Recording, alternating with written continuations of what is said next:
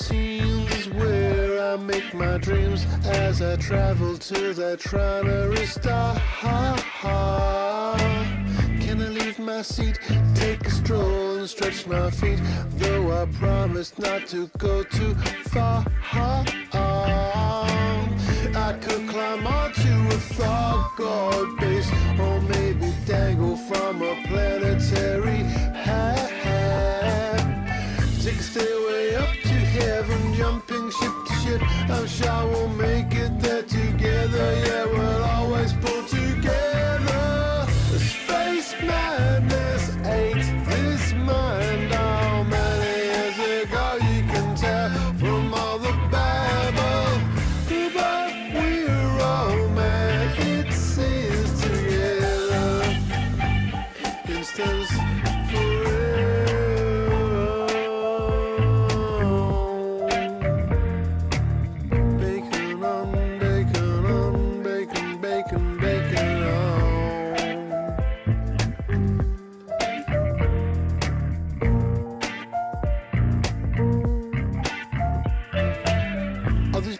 dreams keep reminding me of screens where I found another binary Earth-like pair. I need to leave this seat, oh, before it starts to eat me. Hyper addicted by my bobblehead, this Braben talking. What did he say to me? Oh, was it one of those brain trees? I think I heard a peduncle speak. I'm in too deep. Rex has got me craving tinfoil hats. I'm just degrading. Space madness ate this mind. How many years ago you can tell from all the babble, but we're all mad. It seems together. Instance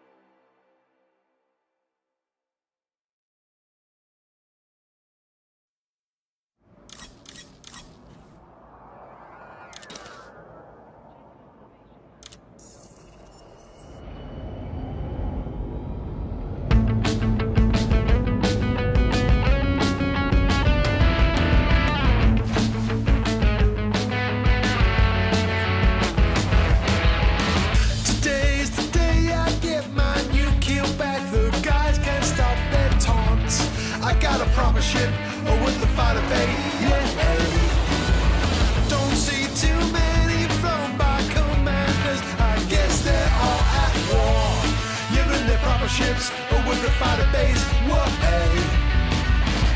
But I don't care if you laugh at the small hard points, cause they're bigger than you, and that's just how it goes again. I'm in a big ship, so little ship. It's my starship, pathetic. A new commander's on his way. I'm in a big ship, so little ship. It's my starship, pathetic. A new commander's on his way.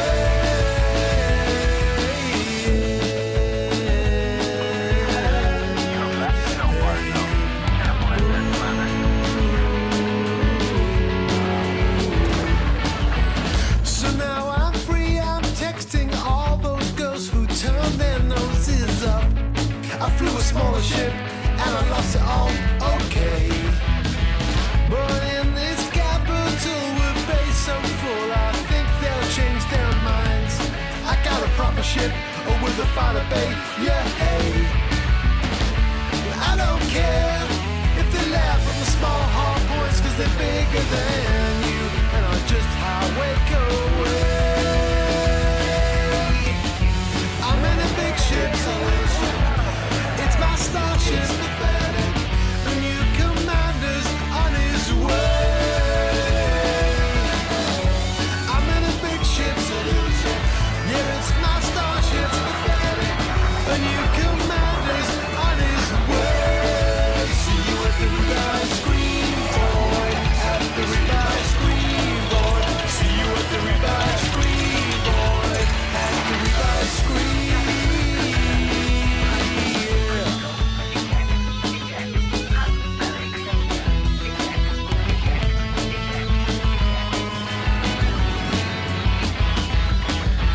So now I've got my floppy wings in tow. I'm heading to the rest.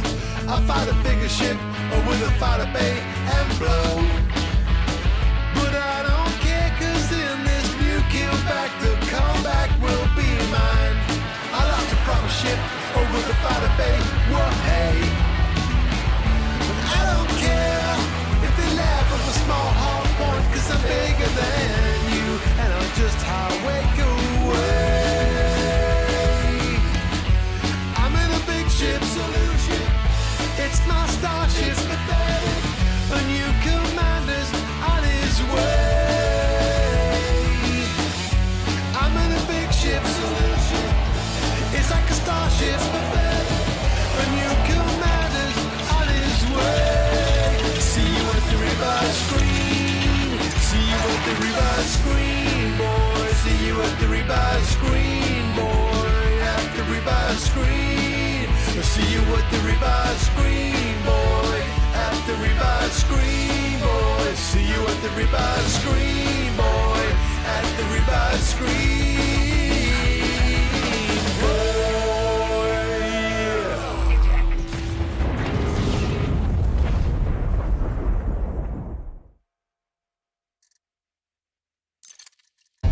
It's time to fight. Hear everybody jump in. Dropship circle fast. Can't hear my heart a pumping.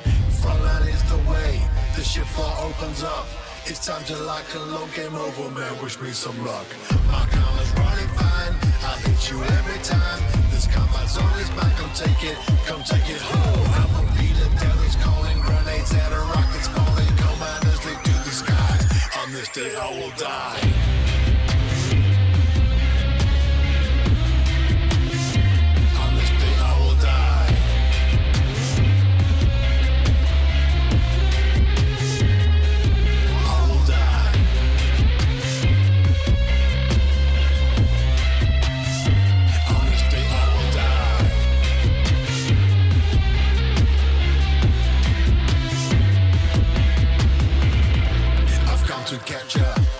To destroy, I jump from every rooftop. My rockets are deployed. Call me the Dominator, a combat innovator. I'll be your liquidator, explosive detonator. Reload fast, hear the click, return to blast. Shields are reading magical, purple fire eating through you.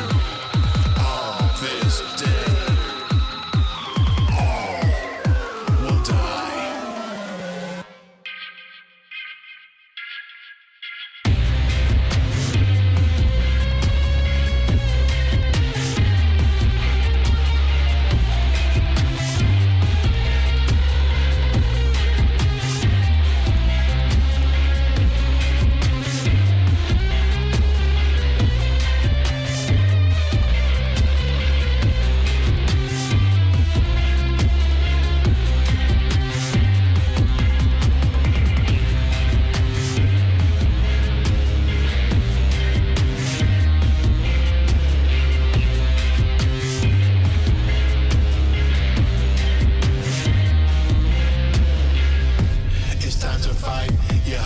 really pumping.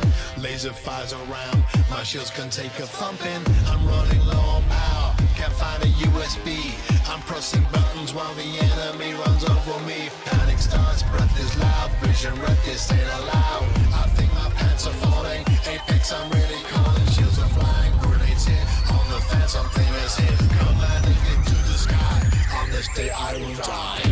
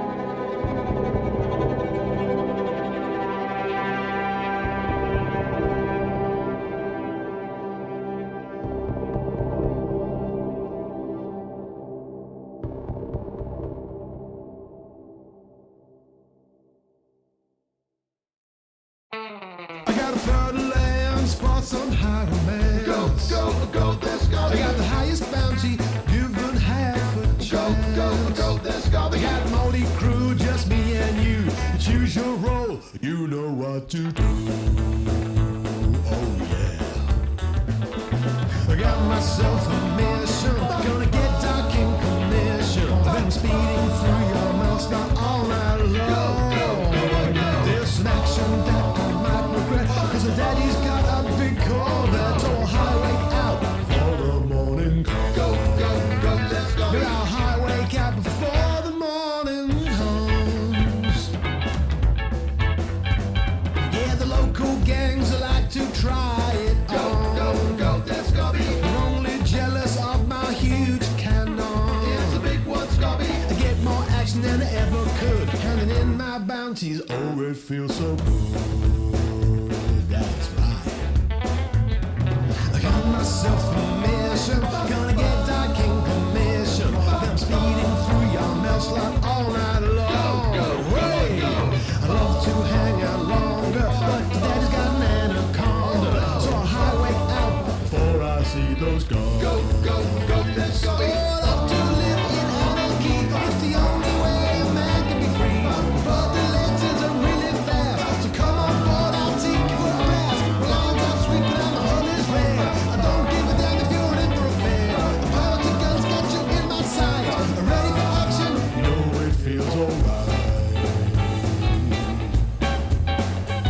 Yeah, fly around looking cool in Super Cruise. Go, go, Scobby. My engine ain't for the lights, it cannot lose. It's a hot one, Scobby. Will I interdict? You can't predict. Play cat or mouse until we both submit.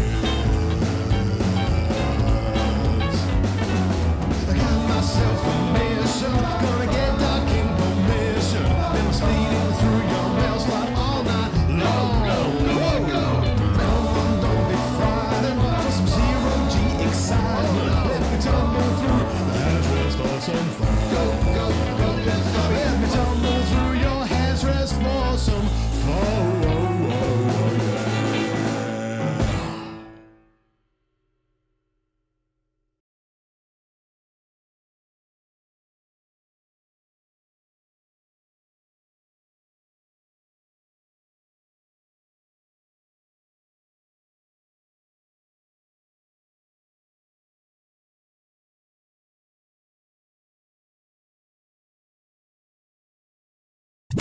Get ready.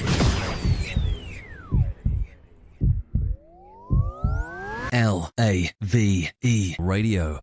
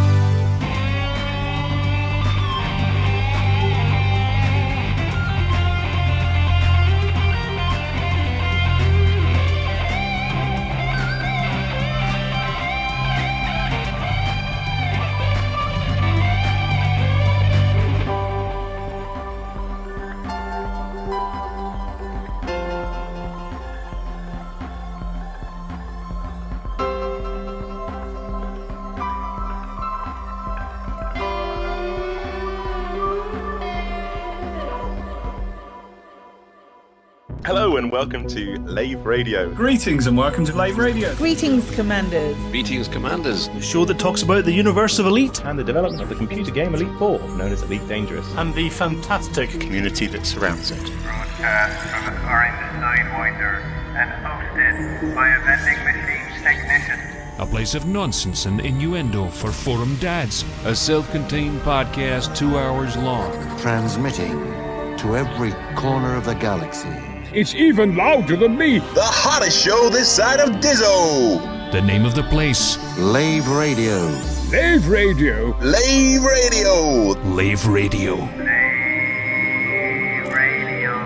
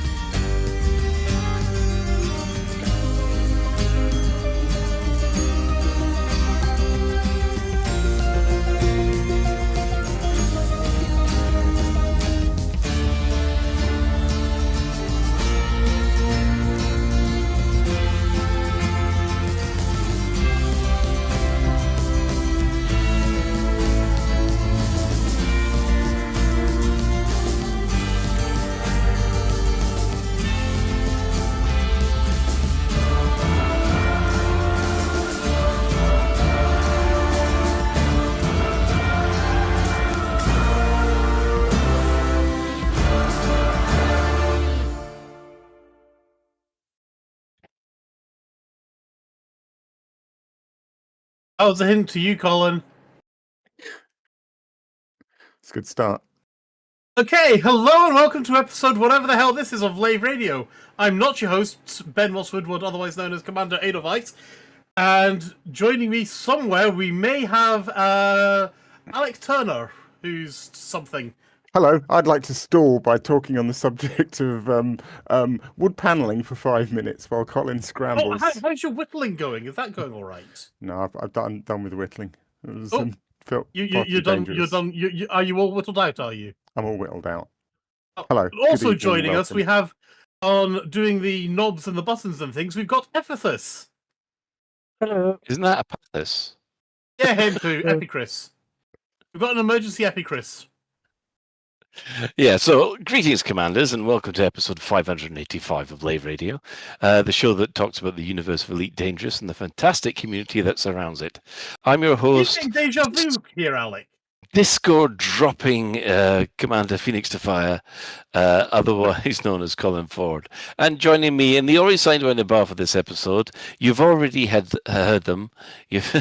We have our SRV Banksy, that's Commander Alec Turner. Hello again. Hello again. And the loud-mouthed one is Commander Edelweiss, otherwise known as Ben Mosswoodward. Hello again.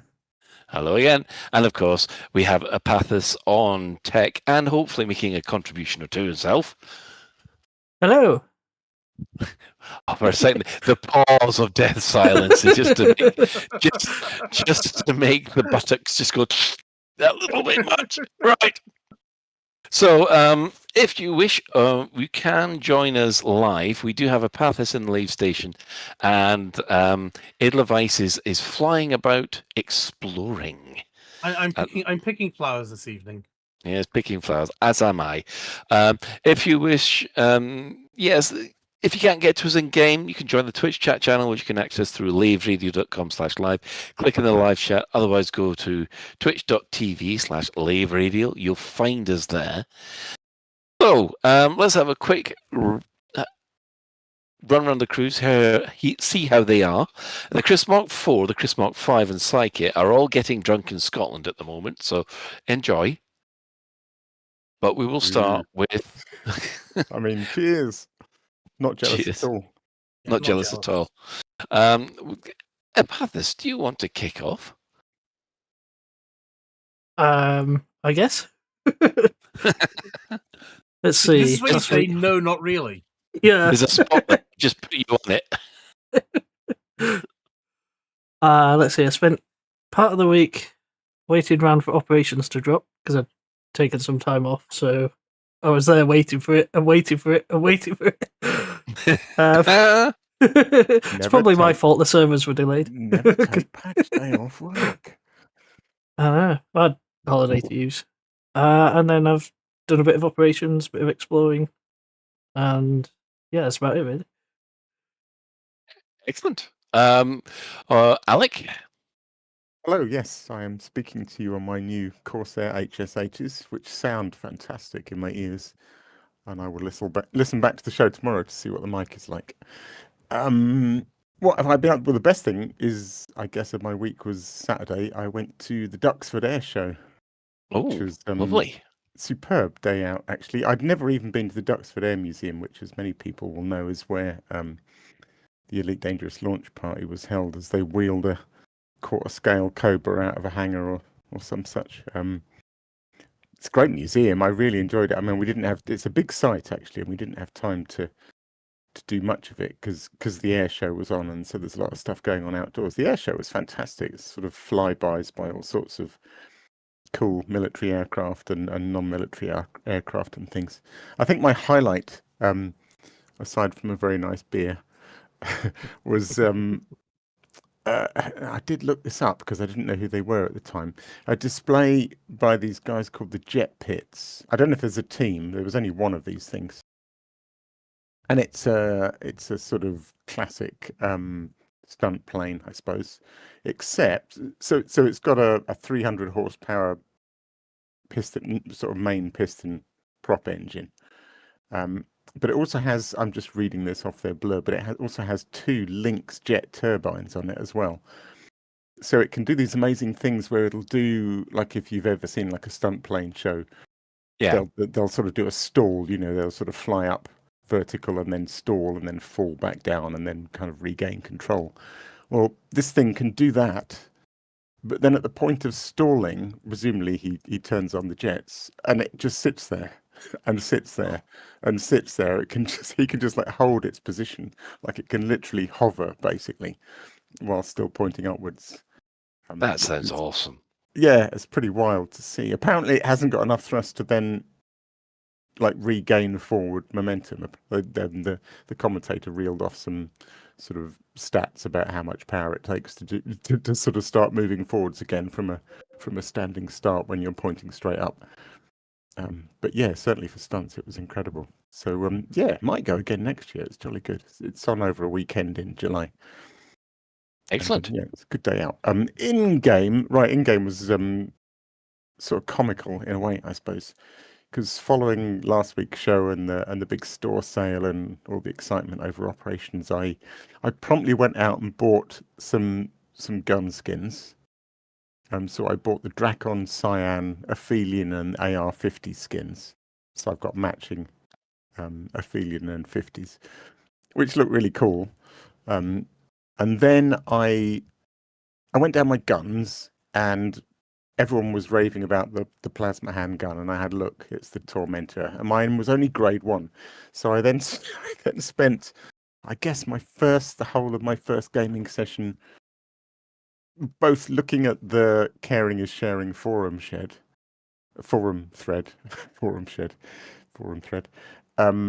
to see if there were any pre-engineered grade 3s going, and there weren't. So then I sort of went around a whole load of outposts and stations myself trying to find one, and there weren't. So then I ended up doing some missions to get some materials to engineer my grade 1 Tormentor to grade 3. So I got a grade 3 Tormentor. Having done all that work, I then logged in and sort of hovered over the join operations screen, where you can see randos and their sessions waiting for people to join them, and just kind of chickened out and ended up not doing any operations at all. I went off and did the Nomad Exobiology CG instead, which is a hoot, and I would talk more about that later. Yeah. Excellent. Ben. Oh, I went to see Supergirl last Wednesday. Right. That was a film that I've watched. Oh dear. Honestly, it wasn't that bad.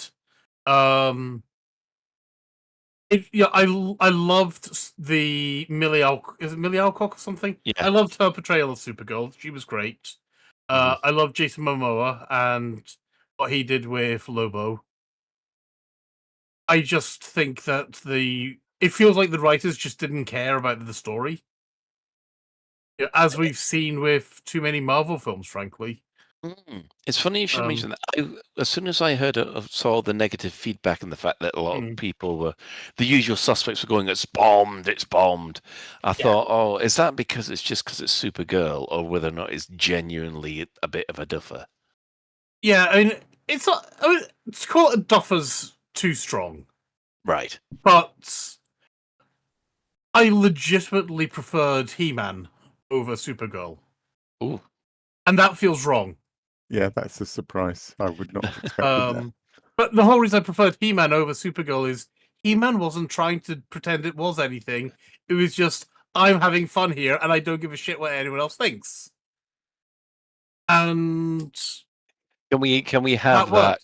Just clip that he prefers He-Man to Supergirl. That we'll just put that up against him from now on. Oh, if we're going that, I prefer Skeletor. Oh dear. So yeah, that's been the people were born. Sorry, I said was if you like Skeletor, you obviously like the bone. No, like the bone. Yeah. Yes. Oh God, sorry. I can go on to a sidetrack about someone who seems to enjoy sausages too much. So that's been my excitement about that. Then gameplay wise, I've been too hot to do anything actually physical. So it's like, yeah, okay. I'm like, okay, I can vaguely cope with doing a little bit of flower picking for a couple of hours, and even after that, it's like, yeah, too hot. Need to lie down and bath.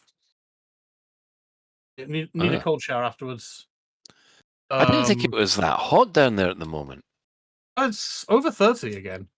Is it? Oh, yeah. So it only hit 20 something to 25 today up here. So oh, it's God, been quite pleasant. It's been over 30 here in Birmingham. Yeah, it's hot here, down in Watford way as well. Yeah.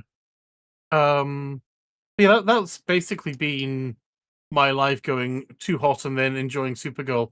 I'm debating tomorrow, do I go to the cinema to see something that's on, basically to enjoy air conditioning? Yes. Yeah, I've done that a few times. Do I stay at home as a melted puddle to be a melted puddle? And I can't quite decide. I'd say go to the cinema. I am swinging down those lines, but there's also, that requires effort. So I'm tempted, but I don't know. Is Odyssey out? Because you get your value for your money there. You get a good 3 hours of air conditioning if you go and watch Odyssey. Is it 17th, something like that? Oh, is it? Oh, okay. I think it's the end of the month, or middle end of the month, anyway. Actually, I read today, apparently the reason Odyssey is 2 hours and 57 minutes long is because that's the longest you can fit on a single IMAX projector. Oh, wow. You can't fit 3 hours, so they had to cut it down. Yeah. The more you know. Fun fact. Cheer up. You can always watch Minions and Monsters or Toy Story 5. I could go and see Toy Story 5, which everyone says is very, very good. Yeah, it's fine. That's good. Yeah, it's a yeah, I could go and see that. Also, going there as a gentleman by himself in his late 40s.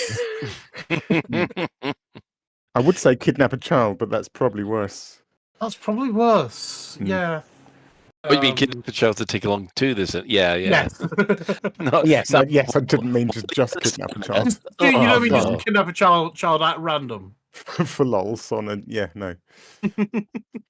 Radio does not endorse that.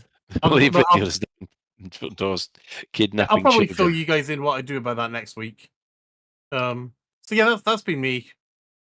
Right. Excellent. Well, personally, it's been a case of really enjoying playing Elite for the last week. We'll probably talk a bit more of that stuff later. Apart from that, it's just been a case of work, go to sleep, watch football, work, go to sleep, watch football. Get told that really, really enjoyed the fact that Belgium won last night. So that's it, really. So let's go over and see what the development news are this week. Well, first of all, I'd just like to mention that I've checked the Steam charts, and guess what? They're up.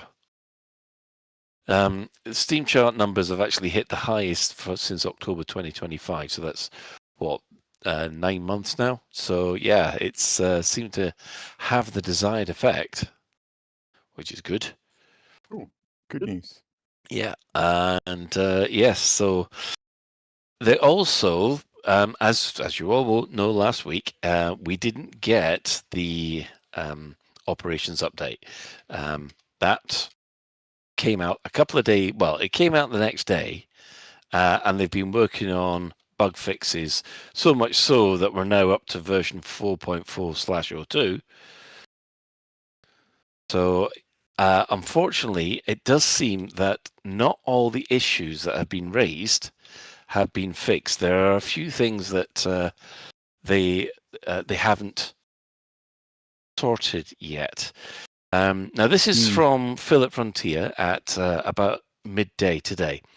All right. In terms of high priority fixes the team are working on, the main ones that follows are: operation rewards are not always being granted.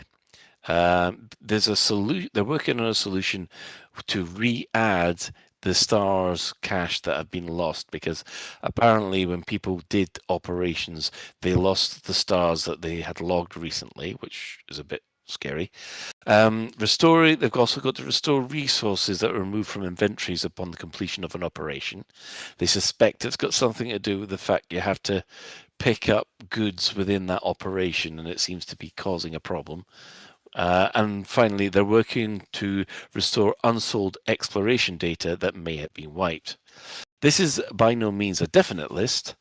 The team are working on a number of other things as well. I just wanted to give you an update on where our main focus areas are currently. As always, if you encounter any new issues, then please reach out via the issue tracker for bugs or directly support if you need specific support. So yeah, it's. I think it's been more good than bad, but the bad has been quite. Oh goodness, no. Star Citizen level of bad. Yeah, I actually not deliberately because of the bugs, but I have ended up staying away from operations itself. But it does sound like, you know, the things about sort of not getting your rewards and losing stuff. Obviously, losing stuff is bad, isn't it?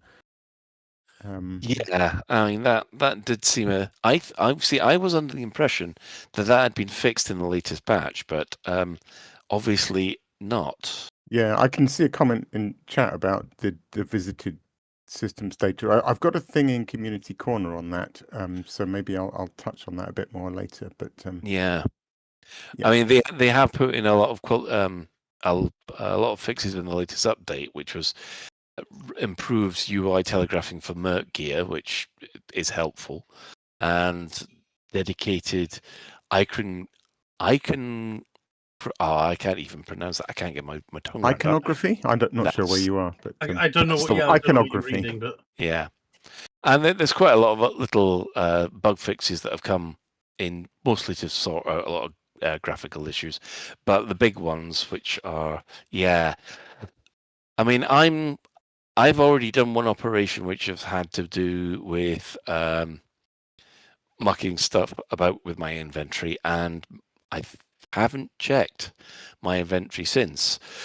Oh, I'm now worried that I've gone and lost all my stuff. So I'm gonna. I believe now. I forget how it breaks down, but in Odyssey materials, there's three categories, aren't there? There's like data, and there's data's goods, and the other one. Yeah, and I think it's goods that got trashed, and I think goods is the thing that includes things like power regulators and that sort of stuff. Are we able to keep? Yeah. Are we keeping our cat videos?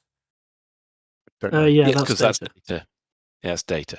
Yeah. Okay. And I should add that I mean, it's probably too late for a lot of people, but I believe those goods and the visited star cache thing as well were only getting trashed if you took part in an operation. It wasn't simply taking the update that trashed it. I think you actually had to do an operation to have those things trashed, which I have done stupidly. I mean, I did a little solo run of something. So,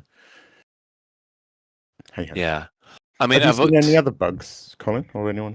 Not regarding operations, because I've only actually managed to run one, because I did a one from a stream on Saturday morning, and Nicey joined in. Thank you very much, Nicey. And two randoms joined up, and to tell you the truth, I don't think I would have been able to pass it without everybody's help, because I heard that Nicey was a good shot. Oh, she's an incredibly good shot, but I was the only one in a Kestrel, and all the others were in Corvettes, and it's a good job they were. Yeah, well, I thought we learned that lesson after playing with Sai the other day. Yeah, I must admit that means I've got to get a big ship. The only big ship I've got, which is the only big ship I've got that can take that kind of stuff, is a T10. I can loan you an Anaconda. Oh no, I've got an Anaconda, but then I've got to go through and spend about 1 billion credits upgrading it, because I stripped it down and thought, God, I'm never going to fly this thing again, because it's just an empty shell of a ship. So yeah, I must admit, yeah, I think I don't know, I'm finding it a little bit too difficult for the ships that I've got. Oh, the on foot stuff, because I've got my my suit's engineered to absolute buggery. I'm finding that great. But yeah, as far as bugs are concerned, you know what's really good is that I haven't come across many. In fact, that's pretty good. I've come across two which I thought I'd shout out, which is maybe I should have links. I did make issue tracker at things for these. So one is that the the kind of the components of the SRV have developed something of a mind of their own. So you're driving along and your wheels will disappear or suddenly stick out the top, or one of your sort of vertical thrusters will suddenly decide to poke out the side, or your wheels will disappear entirely. And sometimes they sort of switch between all these different positions as you're driving along. I've had wheels appear inside my cockpit. It's really distracting. So Is it really distracting? Oh, it's really distracting. Yeah, very good. ow.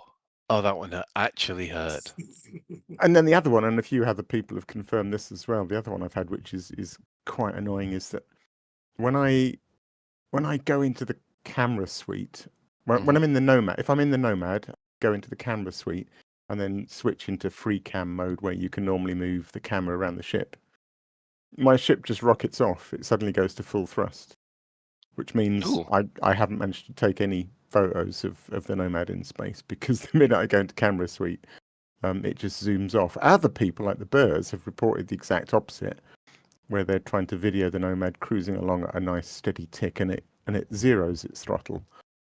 There's some you have different bindings in free cam where you're not meant to be able to operate the ship. Yeah. And it feels like they haven't properly decoupled those things. So some of the camera controls are still feeding through to the ship, or vice versa. I think I've heard people saying when they try and move the camera up, their Nomad takes off because it thinks they're pushing the up thrusters. Oh, interesting. Yeah. Yeah, I mean, the only issue I've really had is I've been getting a lot of Scarlet Crate errors. It's when I've been flying about in the Nomad, when you sort of get up out your seat, or you dock the ship to the Nomad to the ship. Sometimes it will get a Scarlet Crate, and you're right back to the beginning when you reconnect. Okay. Yeah, I haven't seen bad game crashes. I've seen lots of long Brabant tunnels. Oh, that's been true, because there's been a couple of times I thought, oh, that's it, we're done. Yeah. But, yeah. So yeah, I mean, to tell you the truth, I mean, from what I've seen, don't get me wrong. When I was playing the operation on Saturday, I was loving it. I thought it was absolutely great. The problem is that these issues that have been left over. It's an interesting one, isn't it? Because it does seem like really successful, and it's going down well. And when operations does what it's supposed to do, people are loving it, and people are definitely loving the Nomad. And there's all nice little things about the galaxy looks nicer, and so all that stuff's very positive. There's just these unfortunate issues, particularly with operation rewards and things. Yeah, I mean, at least at the moment, it's fixable. It's not something that's broken the game. We're just hoping that they can bring things back. So right. So full reaction to what we've been doing in operations and the Nomad later. Right. I guess I'll hand over to the community news. And now to the community coroner.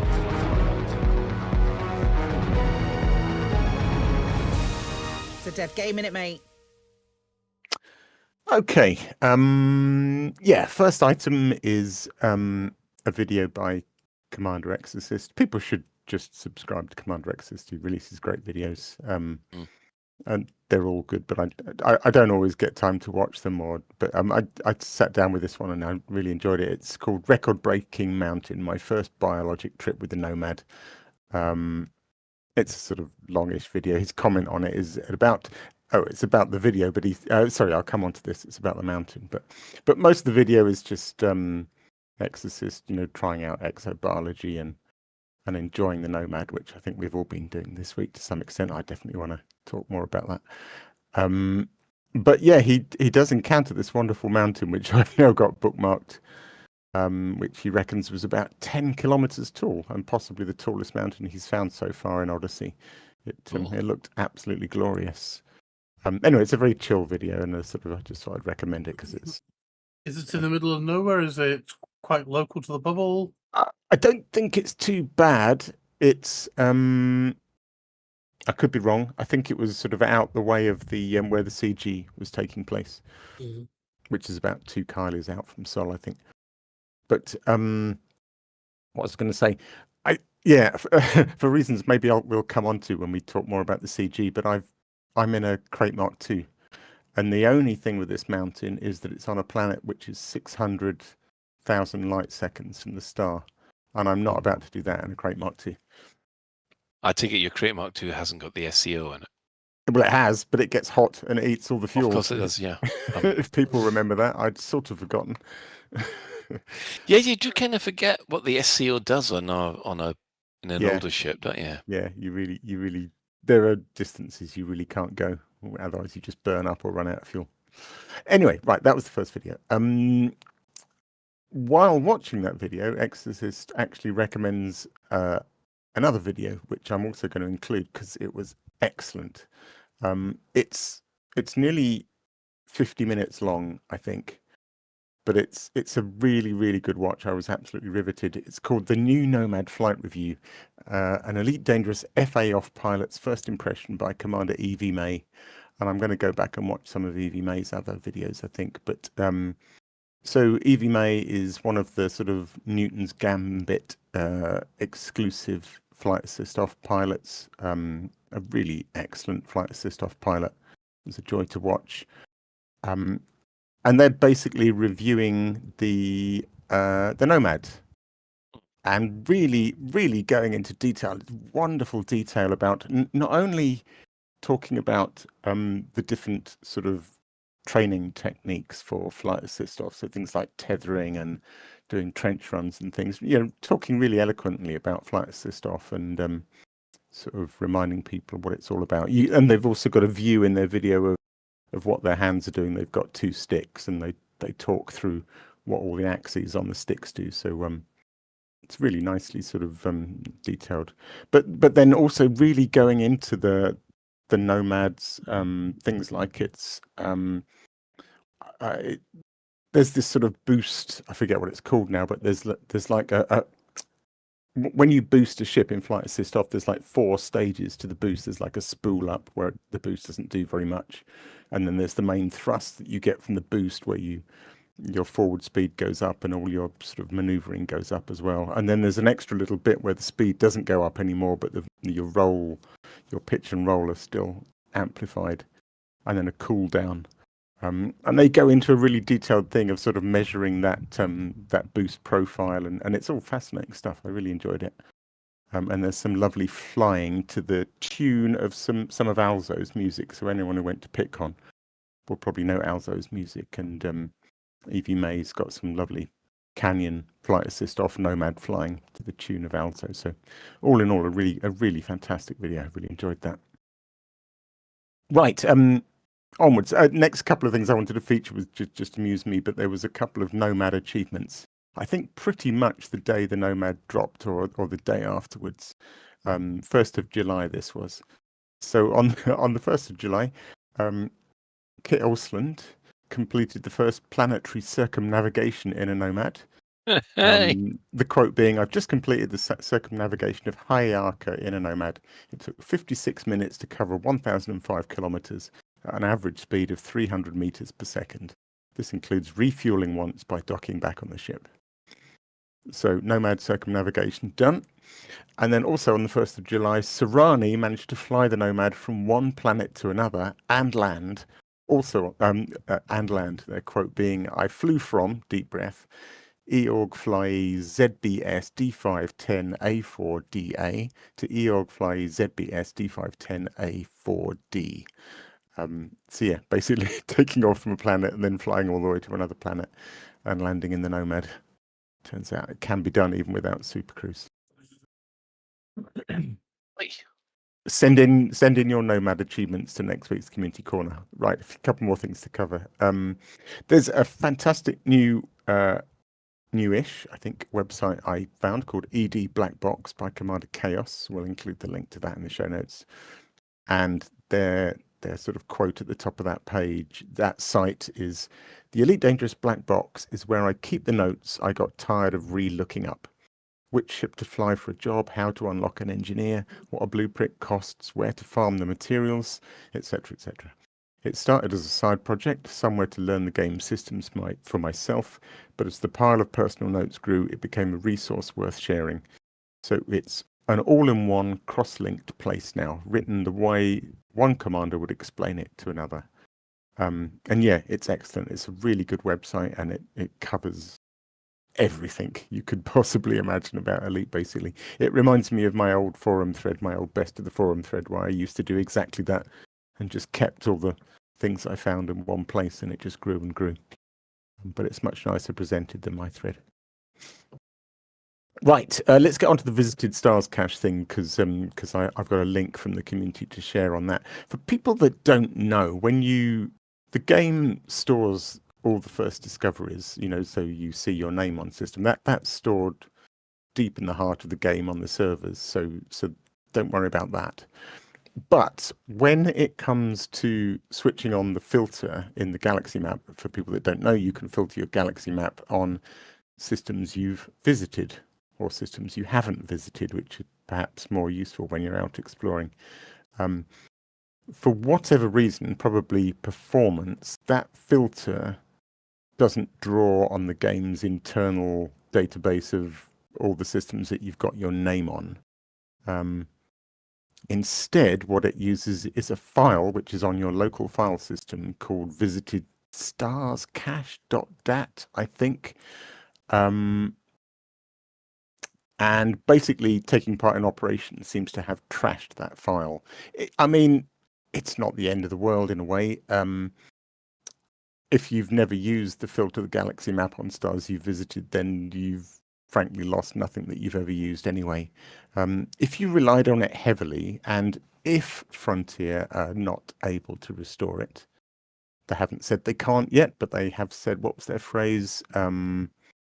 Something about we're working on it. We're working on it. So yeah, hopefully they can find a way to restore it. Oh no, we are continuing to investigate potential restoration of affected visit star data. There we go, as in my own notes. Yes, thank you, Colin. So potential restoration. But if they can't restore it, there's something which I've done before and which works perfectly. I did it when I moved from one PC to another and forgot to bring that file with me. You can essentially download. Well, there's two ways of doing it. The way I did it, the older way, is there's a utility, and there's a link to a forum thread, and in that forum thread there's a thing which you can use to download all the systems you've visited from your EDSM log, assuming you upload data to EDSM using something like ED Market Connector. Download that into a way that basically merges it into your visited stars cache.dat file. The alternative, and there's a new tool which somebody's posted, it's just a little Python script, I think, which gets it from the game logs on your PC. So if you don't subscribe to EDSM, or you haven't always used EDSM, and that's not a complete history of where you've been, then there's another utility that will pull all the systems you've been to from your game logs and inject that into your visited stars cache.dat file. So there are ways to restore that file yourself if Frontier don't do it. It's not super urgent, so I would suggest that people just wait for Frontier to do it. But at the end of the day, the community has the answer if Frontier don't. And lastly, just a quick shout out to this week's blog by Nicey, which is called Operations Are Fun. Nicey basically says, it will come as little surprise to you that I quite like operations. Any excuse to shoot baddies is fine by me. And an organised one with objectives and a story? Yes, please. And then they just go into a description of their week with operations. And that is this week's Community Corner. Hello? I've lost Colin again. Just worried I've been talking to myself for the last half hour, but it does seem like we've lost Colin again. I've been hearing you, but I think we may. Oh yeah, we've lost Colin again, and he's coming back. He's back in. He's back. He's downstairs, and he's just climbing up the stairs, and we have a Colin again. Maybe. I can do my own outro if you like. If you have a community event taking place soon and would like for us to shout about it across the airwaves, tweet the crew at Lave Radio, email info@laveradio.com, or drop your suggestion into the Community Corner channel on our Discord. Or Alec will hunt you down. Finally. Yay! Am I back? You are. You're back. Good grief. It seems that Virgin Media are having trouble with the heat up here. Alec has just read himself out, so we are into Excellent. Play Rankings column. Excellent. So, in-game events, what's been happening this week? Well, the 2nd of July, Vista Genomics decided that it needs more exploration data from the Sagittarius Rim. So, that's not the Sagittarius Rim, Colin. What is it then? It would be the Sanguinius, maybe? Is it the Sanguinius Rim? I'd say Sanguinius. What about other people? Well, it's definitely not Sagittarius. I'll say that. just. Oh no, I can't say. I was about to say just enjoy whatever rim you like, but Oh, Jesus Christ! We get a clip of that, please. Yes, I believe it is Sanguinius. So, isn't sanguine doesn't have something to do with vampires or sucking blood or something? Yes. So, Vista Genomics have said, right, okay, we're taking in exploration data. This is obviously plant exploration data. So they're aiming to gather data to assess genetic diversity across the Sanguinius Rim. To help celebrate the release of the new ship-launched exploration vessel, they've partnered with Vista Genomics for the initiative, calling on independent pilots to help test the Nomad's capabilities across extreme terrain. So, yeah, effectively, there's now the Magrathian 2 is where you will find this, which is quite a way out. It's 2,000 light years out of the bubble. Yeah, I was quite surprised. Yeah. Yeah, and what you've got to do... What happened to the Maggie 1? Does anybody know? Basically, we think it's like the Earth 1. Earth 1 got destroyed by the Vogons. So I think Magrathian 1 got destroyed by Vogons, and we're now a Magrathian 2, which was designed by a Slatty Bartfast designer, I think. But we get some nice fjords. Yeah, we'll get some nice fjords. At least that's something. So I apologise already, but yes. Now this is the interesting thing. You can actually hand in any biological that you detect up to there, but if you manage to detect something in the Sanguinius Rim, then they'll give you an extra 1.5. I think it's 1.5 times payout rather than 1. Yeah, 50% extra.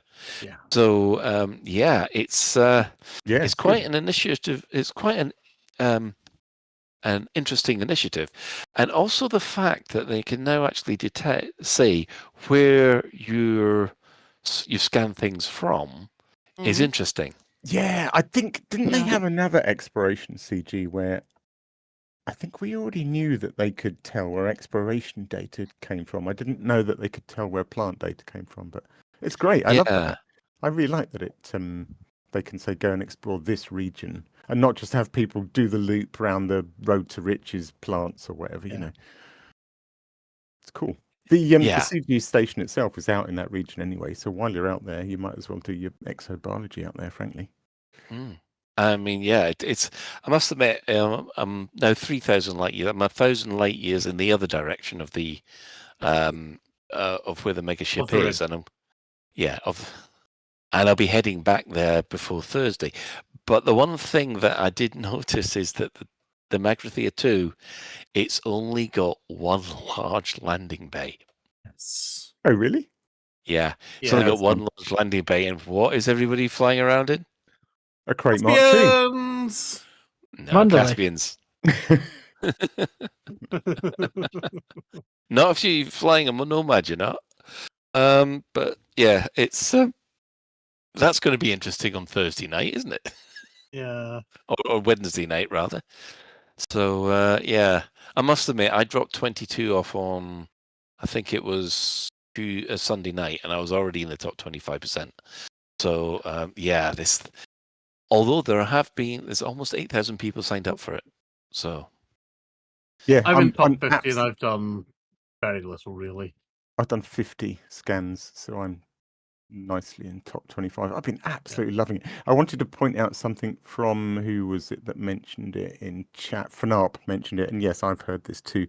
The 1.5 multiplier may not actually be working. Oh. I confess I didn't check, so I was pretty satisfied. My 50 samples netted me 500 million credits I earned.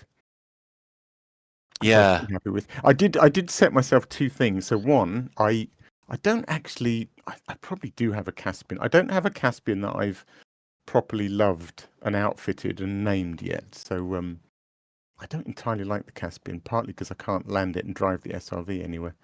But so I decided to go old school and put a Nomad in a Crate Mark II, which I enjoyed quite a lot, although it took a while getting out there, and it also meant long super cruises got hot and ate all my fuel. But I also set myself the sort of side goal of only scanning plants on first footfall planets. So I didn't go anywhere that anyone else had been, which was quite fun, actually. Although it turns out quite a lot of the sanguineous rim, certainly around the megaship, I guess this is no surprise considering the CG, has all been taken. So I had to go quite a long way into the sanguineous rim to find a lot of first footfall. But it's good. I like flying the Nomad in the crate. It was great. It was a nice pairing. Have you rolled it yet? What down a? No, I haven't. Yeah. No, I haven't. Right, I haven't rolled it down. I think, but I posted this on Blue Sky. I think I really like the exobiology loop now. The whole loop, because they've sort of because they've improved the blue overlay as well. It's only subtle, but they've kind of the grid is back, and I think it's much more precise now. And then just sorry, go on. Colin. No, you. I was just going to say it's kind of that, and then the whole loop of flying down to one of these nicely highlighted blue areas, and then the minute you come out of glide, you kind of deploy the Nomad, and then you fly the Nomad, do the pulse, and it's just really satisfying. I love all those I love all that business of flying spaceships in Elite, so they're getting in and out of ships, and it's so the whole loop is really, I find it really satisfying. Just how about you, Colin? Because you must have done a bit of this. You quite like it. Oh, I like I said, I've ever since it was in the preview server, I've fallen in love with this blooming Nomad thing. Yeah, it's a joy. It has just sorted out the exobiology thing altogether. Although I did like what Galnet News Digest said was sort of they're now worried about obesity on the pilots. Understandable. We land, we get out, we walk over, we scan, but instead of just running around and scanning. I like that you don't even have to get out if you're lucky. I mean, bacteria, you can literally scan it through the floor, so you don't even need to take a single step. But I really enjoyed just landing next to things, like judging my landing, so I knew I'd just be able to hang out the door and scan trees and things without actually getting out. It almost became a kind of floor is lava kind of goal to try and deliberately not ever get out of the Nomad. No, one thing that I really do love about it is actually the way that things are highlighted on the scanner as well. Yeah. Because as you're flying about and you hit the scanner, you'll notice that the main ship scanner there'll be little patches of blue and green, which as you fly around, you suddenly realise when you look at the scanner, you've just flown past the green thing that you can go back to. Which, my God, I would have killed for that in the SRV. Yeah. Yeah. There is a negative viewpoint. Of course, I mean, there's always somebody always No, finds a negative really? viewpoint. Someone being negative about something new in Elite Dangerous? But they sort of have a point, and I've heard this before about things like this, the FSS and what it did to Discovery. There is a thing to be said that all that wisdom and knowledge that exobiologists acquired about learning what kind of landscape, the blue overlay wasn't enough. You had to learn that fungoida would be right along the craggy tops of mountains, and that bacteria would be on really flat bits. Slightly rocky wasn't. It had to be completely flat for bacteria. All that wisdom, all that accumulated knowledge, has become irrelevant. You just hit the pulse, fly to the green thing, get out, scan it. Hit the pulse, fly to the green thing, get out, scan it. You don't need. You can still do it the old school, but for example, in Elite Observatory, there's a really cool plugin called BioInsights, and you learn all about what kind of plants are valuable and what's worth going for. I don't bother with that anymore, and I don't bother with the SRV anymore. It has sort of dumbed it down a little bit, but it's also incredibly fun. So I don't know. Well, I hate to disagree with you there, because for me, it's kind of saved exobiology for me, because when I'm flying out toward my commander at the moment, who's on the way out to Colonia, so far she's got over about 3 billion in scan data so far on exobiology, but that's only from planets which have had two or more biologicals on them, because I've always ignored the bacterium. It's been impossible to find. And when I've been flying around in the Nomad, and I do find the bacterium before, now I am looking at, it says that it's something bacterium red, and you look at it, it is exactly the same color as the planet. There is nothing you can do about it. There's no way you would have been able to spot that in. But with the scanner, it's like there's bloody bacteria everywhere. Yeah, it is interesting actually. The green highlights do reveal the stuff that you just would have flown straight past it. Yeah, yeah. I mean, I do think, and this is I know this is a little bit of a grumble, but I do wish they'd actually put that scanner on the SRV instead. As well.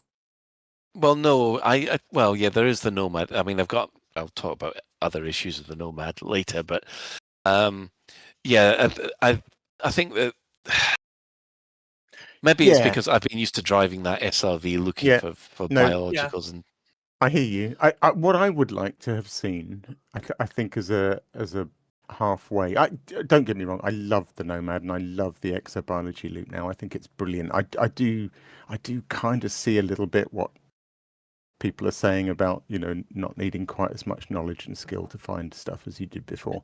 But on the other hand, finding some stuff was just an absolute pain in the arse and almost impossible. But what would have been quite a nice, I always thought they might do, is the old wave scanner for rocks. Yes. And there are different sounds mean different things, and different positions on that scan, vertical positions. Yeah. Tell you different things about whether it's a metallic and I just think if they'd done the same thing for plants and used the different band positions to maybe. Oh yeah, I mean, there's the genus and the species, isn't there? And there's only like half a dozen genus or something. And if the scan could have told you in exactly the same vague way, somewhere over in that direction, there's some bacteria, and then it would, that would have been lovely, actually. Oh no, I totally agree, because I do think that audio scanner there is one of the best things in driving about in an SRV. When you're looking for things and things like that. Really it's got a really good sense of anticipation as you suddenly go, oh, there is something over that way. Let's head in that direction before you hit a rock and do a 360. Suggestion here. Mm-hmm. How about we have essentially a Mark 1 scanner and a Mark 2 scanner? Both detect the same thing.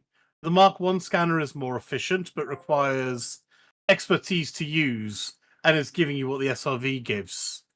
The Mark II scanner maybe takes a bit more power, maybe a bit shorter range or something like that. But it gives you the same, so it gives you the flowers and all the metals and everything like that, but it's on the kind of scope that we get with the Nomad. Yeah. So yeah, I both hear you. display everything. Just Oh. one's for experts, one's for noobs. Yeah, I mean, I completely hear you on that one.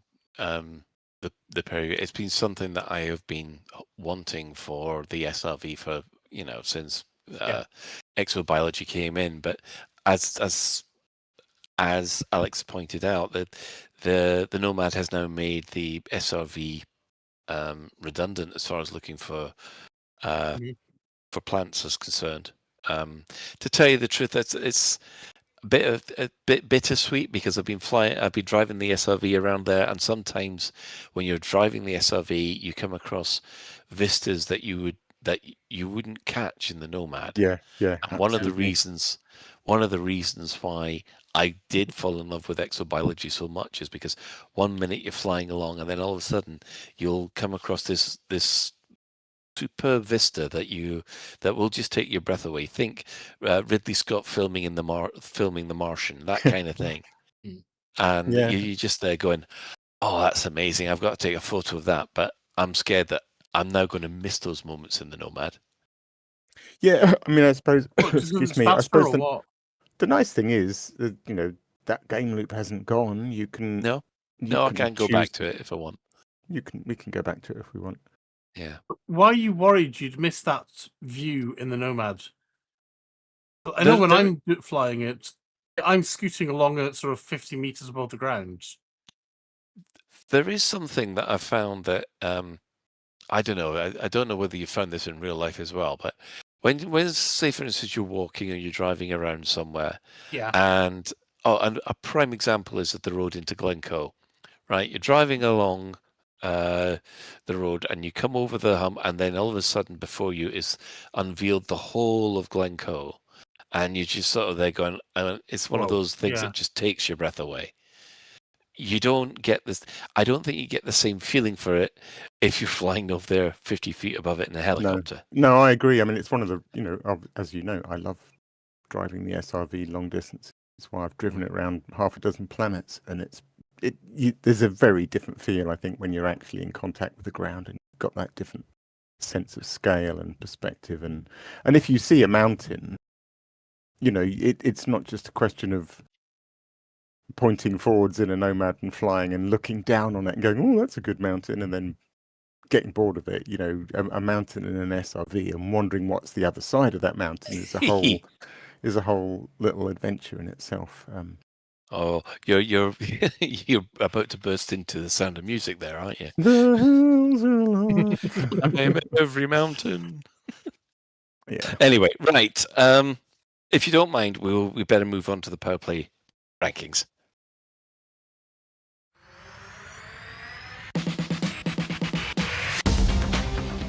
As usual, in 12 we have Senator Betrayus. He gained 5 systems to bring his total up to 666. Dum dum. In 11th we have Torval. She's lost 1 system, so her total has fallen to 753.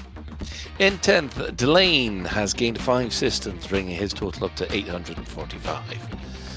In 9th, we've got Winters, who gains 3 systems, bringing her total up to 1,118. In 8th, Archer doesn't lose any systems, but doesn't gain any systems either, so he still stays on 1,292. Antal is in 7th, and he gains 15 systems, bringing his total up to 1,343. The fight continues. Grom is in 6th, having gained 19 systems and bringing his total up to 1,492. Kane has just kept ahead of him, barely in 5th place, gaining 18 systems to bring her total up to 1,494. Lee Yong-Ru is in 4th. He gains 16 systems, now bringing his total up to 1,846. While in 3rd place, Arissa gains 16 systems, while her total is 1,901. In 2nd, Mahan gains 17 systems. His total is now 2,099. And as usual, in number 1 plays Bath Princess herself, Princess Aisling Duval. 19 new systems, bringing her total up to 2,591. And that's your Power Play rankings this week. Amazing. You also have to remember it's a double week. Yeah, because we missed. Oh, we didn't yeah. have the stats last week because the game was down. Yeah. So it's a double week. So quite surprised about the number of new systems. This is the thing. I don't know whether or not the operations for Power Play have actually kicked in yet. Did I? I read somewhere. I didn't follow it up. I meant to follow it up. I read somewhere somebody grumbling that the effect was quite small. Yeah, I got the impression that either the effect was too small or that it wasn't being counted for some reason. So yeah, I think I'm gonna have to. I'm gonna have to do some investigation over the next week to find out with my Imperial Commander to see if we can start undermining using Power Play, because using Power Play operations, because I really want to see if it has an effect. It's a hard one to balance, I suppose. I mean, I don't know how quickly somebody who's really practiced an operation can rattle through one. Yeah. I suppose you end up looking at. I don't know how. I know on a personal thing, it's merits, but is it merits that effectively count towards your push? Undermining score, yeah. And you're on, yeah. So it's kind of merits per hour, isn't it? That you almost that Frontier almost need to look at and Epathis? Yeah, so it's enabled and you can do it for undermining. I think the ones that I've been doing on easy have been about 500 or so merits. Well, that's actually not a bad lot. And then, mind you, it's 500 merits for an operation. Will take you what, 45 minutes? Something like that, yeah. So yeah. And then for is that 500? Oh, go on. I was going to say, for most of the week, the Power Play stats haven't been updated in game for the systems. So you've been doing operations, and it says last updated thousands of minutes ago, but that's now started working as of last night, I think. So now you can actually start to see the impact. Yeah. Because, all right, here we are from FNAP. From Talking the Frontier Discord, once the PP map updates were re-enabled to widespread relief, the consensus was ops was a relatively ineffective undermining method. So they might have to do up some values or do a little bit of jiggery-pokery there to make them, I think, a little bit more meaningful, because I think they need to be, personally, it's my personal opinion that I think they need to be meaningful. Yeah, I guess it is a fine balance, because in a way, Frontier sort of want people to do ops because they want to do ops, and the undermining is a sort of bonus. Yeah. But if people are doing ops if people kind of hate ops but are doing them anyway because the undermining is so effective, I don't know. That's obviously not the intention. That Frontier should reluctantly be grinding ops over and over again because the undermining is so fantastic. Yeah. Right. Well, to tell you the truth, I don't think we need to do a store alert this week, because everything in the store last week is exactly the same this week. It should be pointed out, if you want guns, then the sale has lots of guns. If anybody is there thinking, did someone mention the Matrix yesterday when we said we need guns? That's what I said last week. Yeah. Yeah. It's guns, suits, and what was it? Kestrel and Caspian paint jobs. Yeah. Does anyone know? Is there a way to preview gun skins? That's probably a stupid question, but actually, I don't. I know that you can go to. I think you can I think you can in the store. Can you? Okay. Yeah, I think when you go to apply it, you can preview it. Yeah. Yeah. Okay. I'd rather rashly bought the two that I bought, and I don't know that I like them on my actual gun. It looks good on the Aphelion. It's quite a sort of science fiction fantasy kind of skin, and it works. It looks good on the Aphelion, which is a very science fictiony weapon. Yeah. But the sort of military machine gun, it doesn't really. It's not quite right. Yeah, I've made a mistake with one of my guns. I ended up spending 6,000 arc. Well, this is at full price. I spent 6,000 arcs on this, what I thought was a really cool gun skin, which looked like the entire thing had been dyed in white and purple. I thought, oh, that looks amazing. However, even me with my fashion sense knows that it doesn't go with any suit that I've got. So basically, I'm running around here with a meaningfully mean green Dominator suit, looking the Halo business with a bright purple and white rifle. It's oh dear. So while we're talking about suits, etc., do you want to know something really ironic? Go on then. Do you know the best suit I actually have? It's your flight suit. No, I have. I don't know how. I have somehow got a grade 5 exploration flower picking suit. I must have found a grade 5 flower picking suit at some point through one of the bars. Didn't one of the and I've never gone flower picking before. Didn't one of the recent CGs give us a pre-engineered? Yes. It might be that. It might have come with that. Be from doing a CG.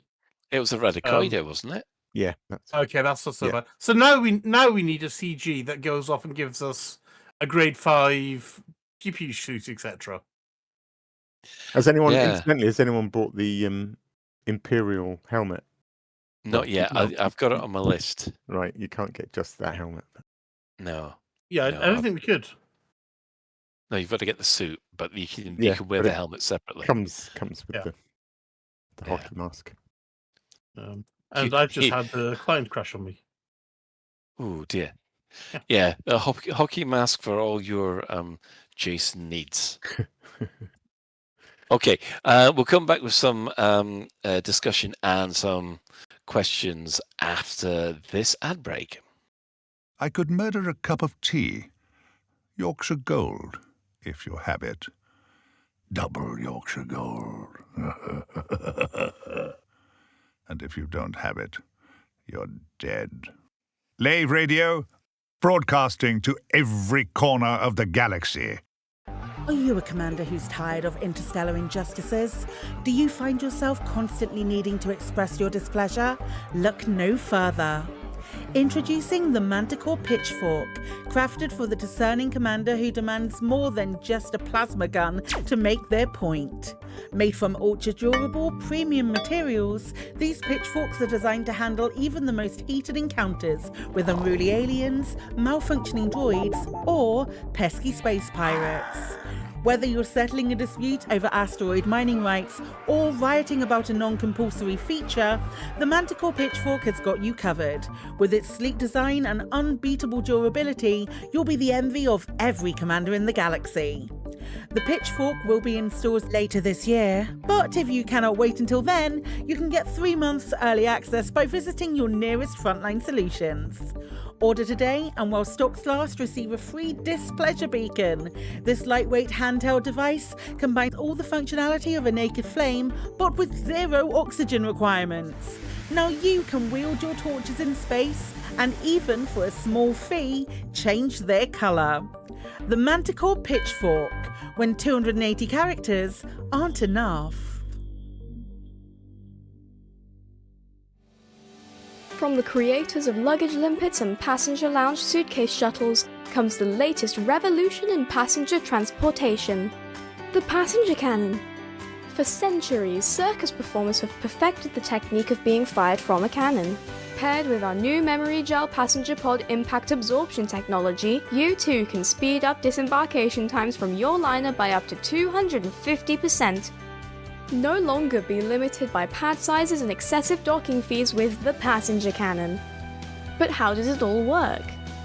First, all passengers will be issued with a passenger pod inflation suit during transit.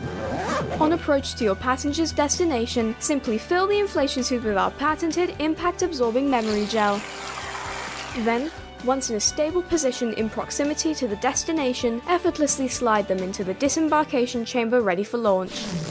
The passenger cannon is now available in both gimbaled and turreted varieties to make aiming elementary.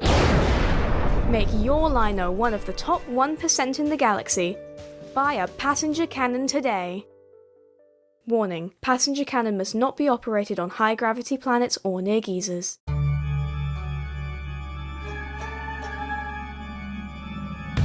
Established in 3223 as a haulage company, Takara made the bold decision to recruit and train its own security forces.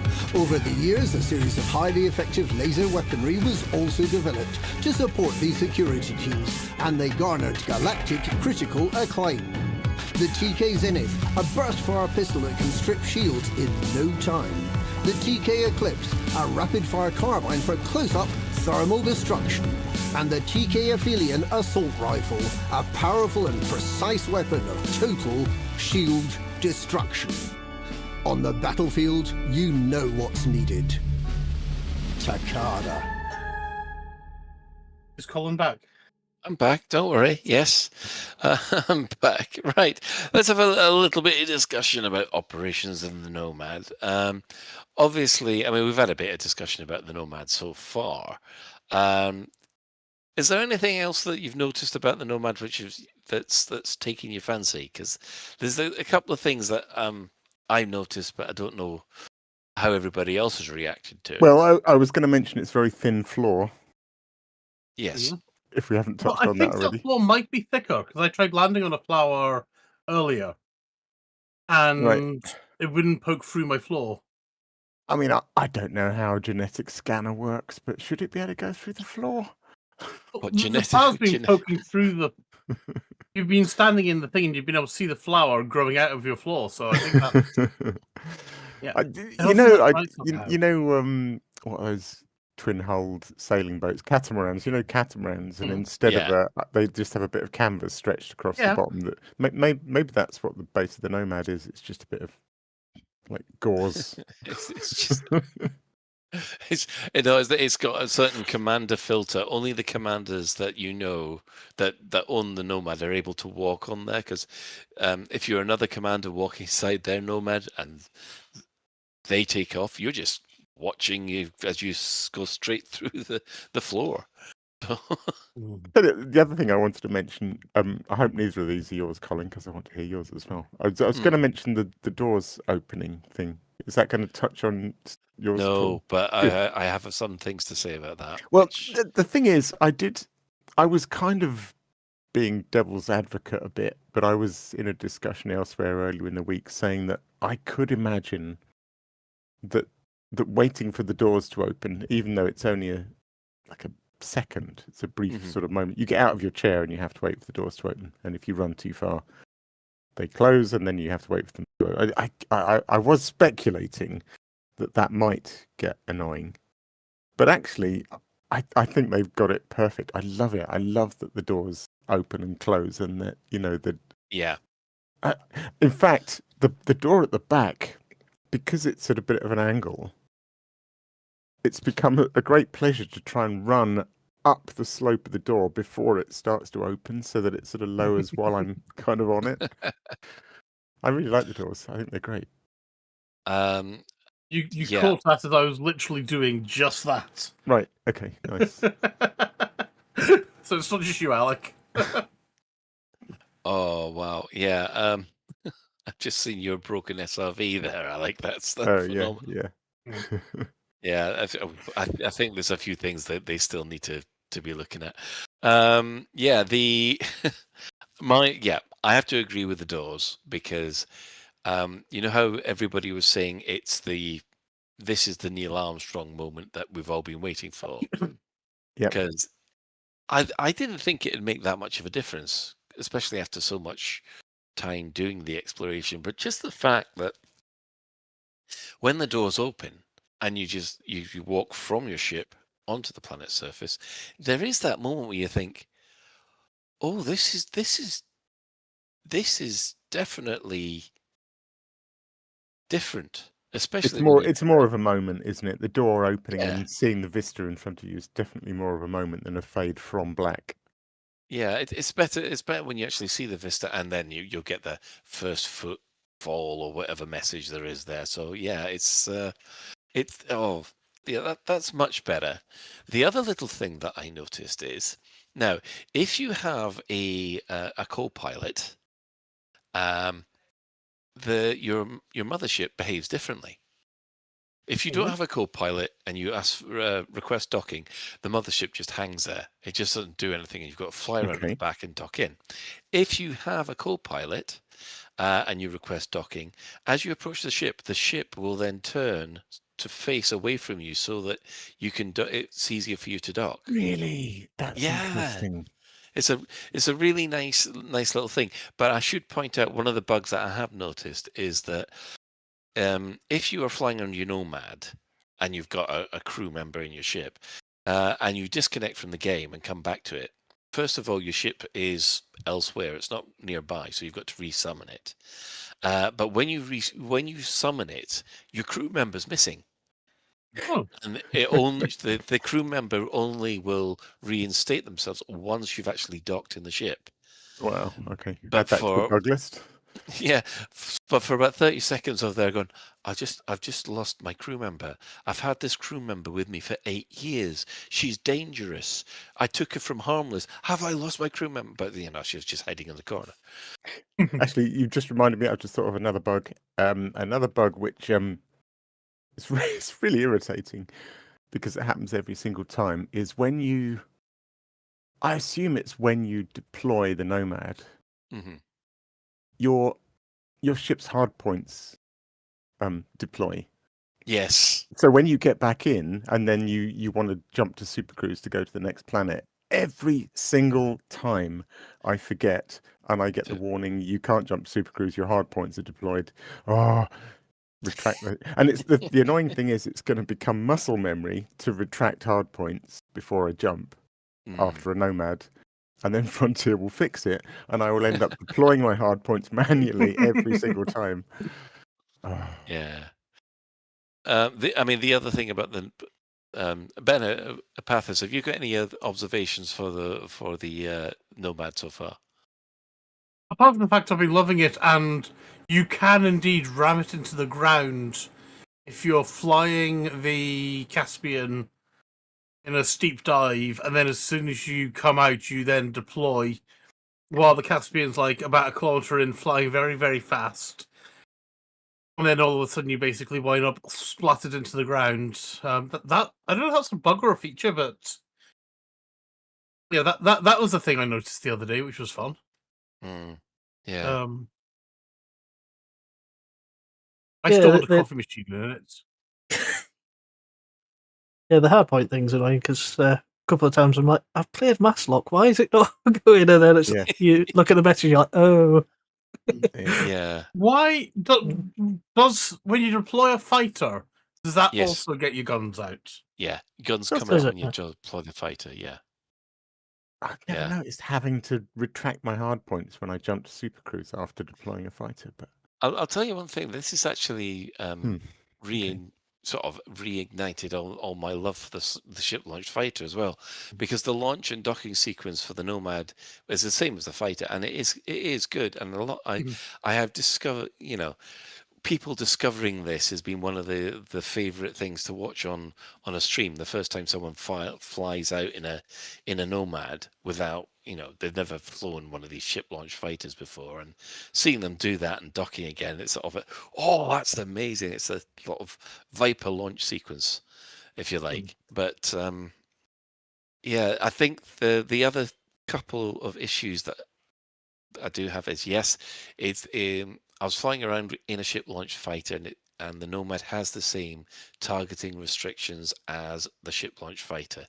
So that means all the things that you can target with an SRV, you can't target with a ship launched fighter or a Nomad. So that's things like skimmers you can't target, things like flying around the Guardian hover fighter, whatever things they are. You can't target them either. To tell you the truth, I think that the pulse lasers on the Nomad are about as useful as male nipples. So, because you just can't target anything with them. So, what's the point of having them? Yeah, and they run out after about 3 shots. Yeah, they do. I did see a fun screenshot today. Somebody took the Nomad to a Thargoid spire, which are obviously dormant now. Yeah.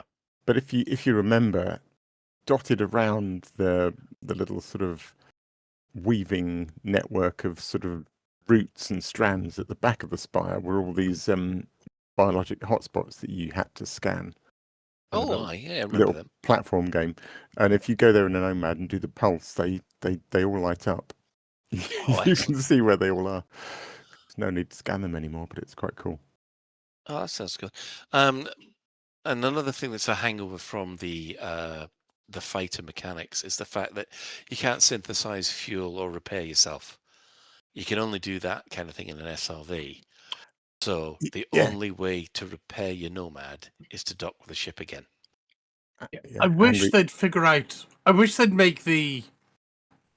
Actually, you know what? I wish they'd make all the small craft behave the same,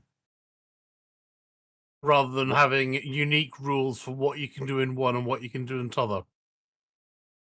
Yeah, I know what you mean. So yeah, that would mean what you can target in an SRV, you can target in a Nomad or an SLF. But also, if you're an SLF, why the hell can't you dismiss your ship? It doesn't. I don't. Yeah, It's totally just let it all.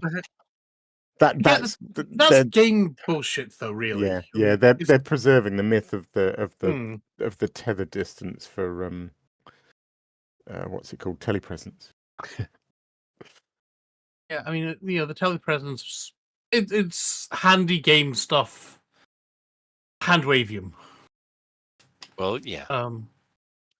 Yeah, I'd love them to basically be essentially the same, but obviously different vehicle mechanics. So you got your SLF and its pew pew, and you got your Nomad and it can do its things, and you got your SRV and it can do its things. And I'd like that. I think. Does anyone know why the Nomad's got 2 white dots though, to the left of its radar? No, I think unless that's the bolts or the fixings that they're used to keep it in place. So I keep thinking, I've got two things on my radar.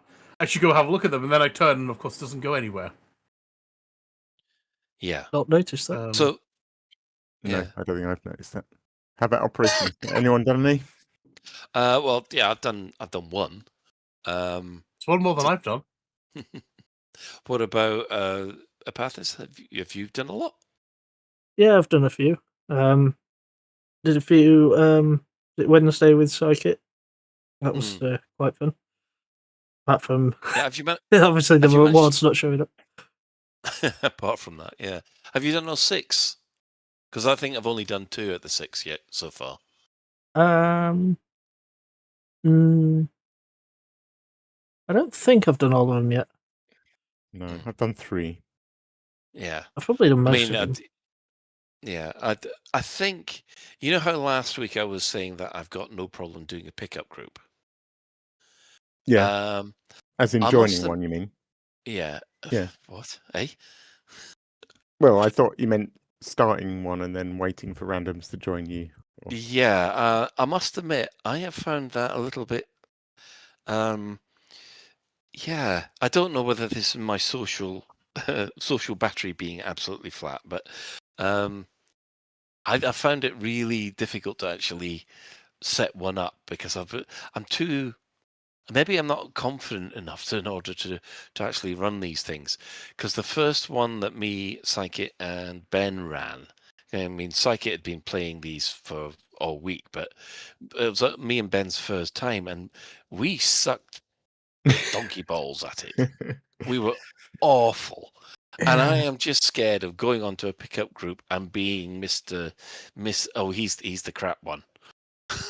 Is there a thing when you join? Suppose you join. So somebody else, some random person starts an operation, and you decide, what the hell, I'm going to join them. So you join. So you appear on the little podium, I guess, while you're all waiting. At that point, while you're all waiting and before the operation starts, is there a moment to engage in text comms? Yeah, you can actually chat in the corner. But the one thing that I haven't done yet is get the voice comms working yet. Okay. I So there is an don't know how opportunity that though works to yet. type and basically say, "Hi, do you mind if I join your group?" I don't know, that sort of. Or it just explain. I'm just learning these. I'm not that great. I'm useless. Please, I've got the I'm wrong useless. skins on my guns. I'm flying a Kestrel, not a big tanky ship. Yeah. But however, I did find that actually flying a Kestrel was useful because I was the only one that could take out other Kestrels. Mm. Yeah. So there's a little bit of going. I do wish to we and could from, though. change our ship when we die. Yeah. I mean, although I have noticed that a lot of the more senior players are complaining about the newbies joining the groups with very, very poorly equipped ships. Mm. It's of passenger liners, for instance, with paper thin hulls that just basically crumple Great after sea 2 passengers. shows. Yeah. So I do feel that a little bit of education is going to be needed to say, no, you can't turn up there in your basic links that you've just bought, your Highliner. You really need to have it with with serious armor and serious shields if it's going to stand a chance. I do feel like your ship choice has to be more careful than I feel like on foot, a gang of 4 can almost rock up in any old crap and have quite a good laugh. But I feel like unless you rock up in a decent ship, you're not going to have much fun. Yeah, is that fair? That is a completely accurate right assessment, because that is one thing that the ships that you're dealing with, they're not your typical ships. These are the equivalent of combat zone ships or conflict zone ships. So they've got full armor. They might not have the best pilots in there, but yeah, they'll have full armor. They are bullet sponges, and I mean, I was originally worried when the Kestrel first came out, and the fact in a high res zone, you can go through elite rated Anacondas left, right, and center with a decent Kestrel. But you go to a high conflict zone in that Kestrel, then oh my god, it's a completely different story. And that's the kind of levels that you are. Right. We will actually. Oh, go on quickly. Then I was just going to say, I'm just thinking, do you think this could be a good opportunity for Frontier to essentially release a range of... Excuse me. Handkerchief? No, I don't think so. No. Do you think this could be a good opportunity for Frontier to release a range of operation-ready ships? Yours for £50 or something like that. No, what I think might be an idea is if they actually recommend the kind of ship that would be needed for an operation. Yeah, I think that's all they need. And on that website where they had that wonderful fun with the formatting, I think they should recommend what kind of ship would be best for what operation. I think that would take a lot of the sting out of it. We know that these ships have to be engineered, because this is end game content. It's not really, But yeah, I like that, but can we go one better and get somebody from the community who actually knows what they're doing to release a website where they recommend gear for the operations, please? Yes. Can we do that, but then can we get Frontier to actually acknowledge what they've done and put that content in the game? Yeah, okay. Yeah. Don't do this unless you're in an A-rated, tanky federal corvette or something like that. Yeah, because I must admit, I was really surprised at the spoiler alert that if you go after the general turns up in a massive T10. It's the first time I have ever seen a T10 being used by an NPC aggressively. So I've had him show up in a Conda. Oh, you've had them show up in an Anaconda? Yeah. Interesting. Every time I've seen a T10, maybe that depends on the difficulty level you've chosen. No, they were both on easy, but I think it's different right. operation type, maybe. Oh, interesting. Very interesting. Well, okay. So we'll probably have a lot more thoughts on Operation when Psychit's back, because if there's one thing that Psychit's been doing, it's been operations. So love it. Yeah. So last week on Sunday, about 2:00, just after Chris Mark IV is doing his show on Black Diamond FM. And I hope they're all enjoying the pints down the pub, because they've shown us photos while we've been broadcasting. Yeah, we're not that jealous. Not jealous at all. No. The question of the week this week was operations and the Nomad are here. There are for sure a few kinks, but how are you finding both so far? Anything you change about Nomads or operations? So let's start with you, Alec. Okay, so Sarlachin says, I like operations a lot so far. I was very skeptical about playing with random commanders, but honestly, it's been better than expected most of the time. The only missions I'm not a fan of are the timed ones, especially rapid response. Failing by a couple of seconds because a less experienced commander is still figuring things out is character building, mostly for my blood pressure. I'm also pleasantly surprised by the difficulty. I can solo all operations on easy with a decent challenge. Rapid response was rough at first, but now I consistently finish it with around 5 minutes to spare, so the learning curve feels rewarding. The biggest thing I'd like to see is better matchmaking, proper rejoin support, and a hefty penalty for quitting. Right now, one commander deciding they've suddenly remembered they left the kettle on can sink the entire run with no real consequence, and no possibility of other commanders being able to support join, like in SWOTOR, for example, where you can relist. A looking for group feature would also be fantastic. Sometimes I want a no-nonsense min-max merc coin farming squad where everyone knows the plan before you even leave the runner. Other times I just want to kick back, fly with some friendly commanders, enjoy the chaos. Those groups shouldn't have to rely on Discord or luck to find each other. Looking ahead, I think this will become an even bigger issue as the gap between veteran commanders and casual players grows. Every MMO struggles with this, and I'd love to see Frontier get ahead of it instead of waiting until everyone's arguing in chat about optimal routes and DPS. I'm just thinking, you know what's going to happen?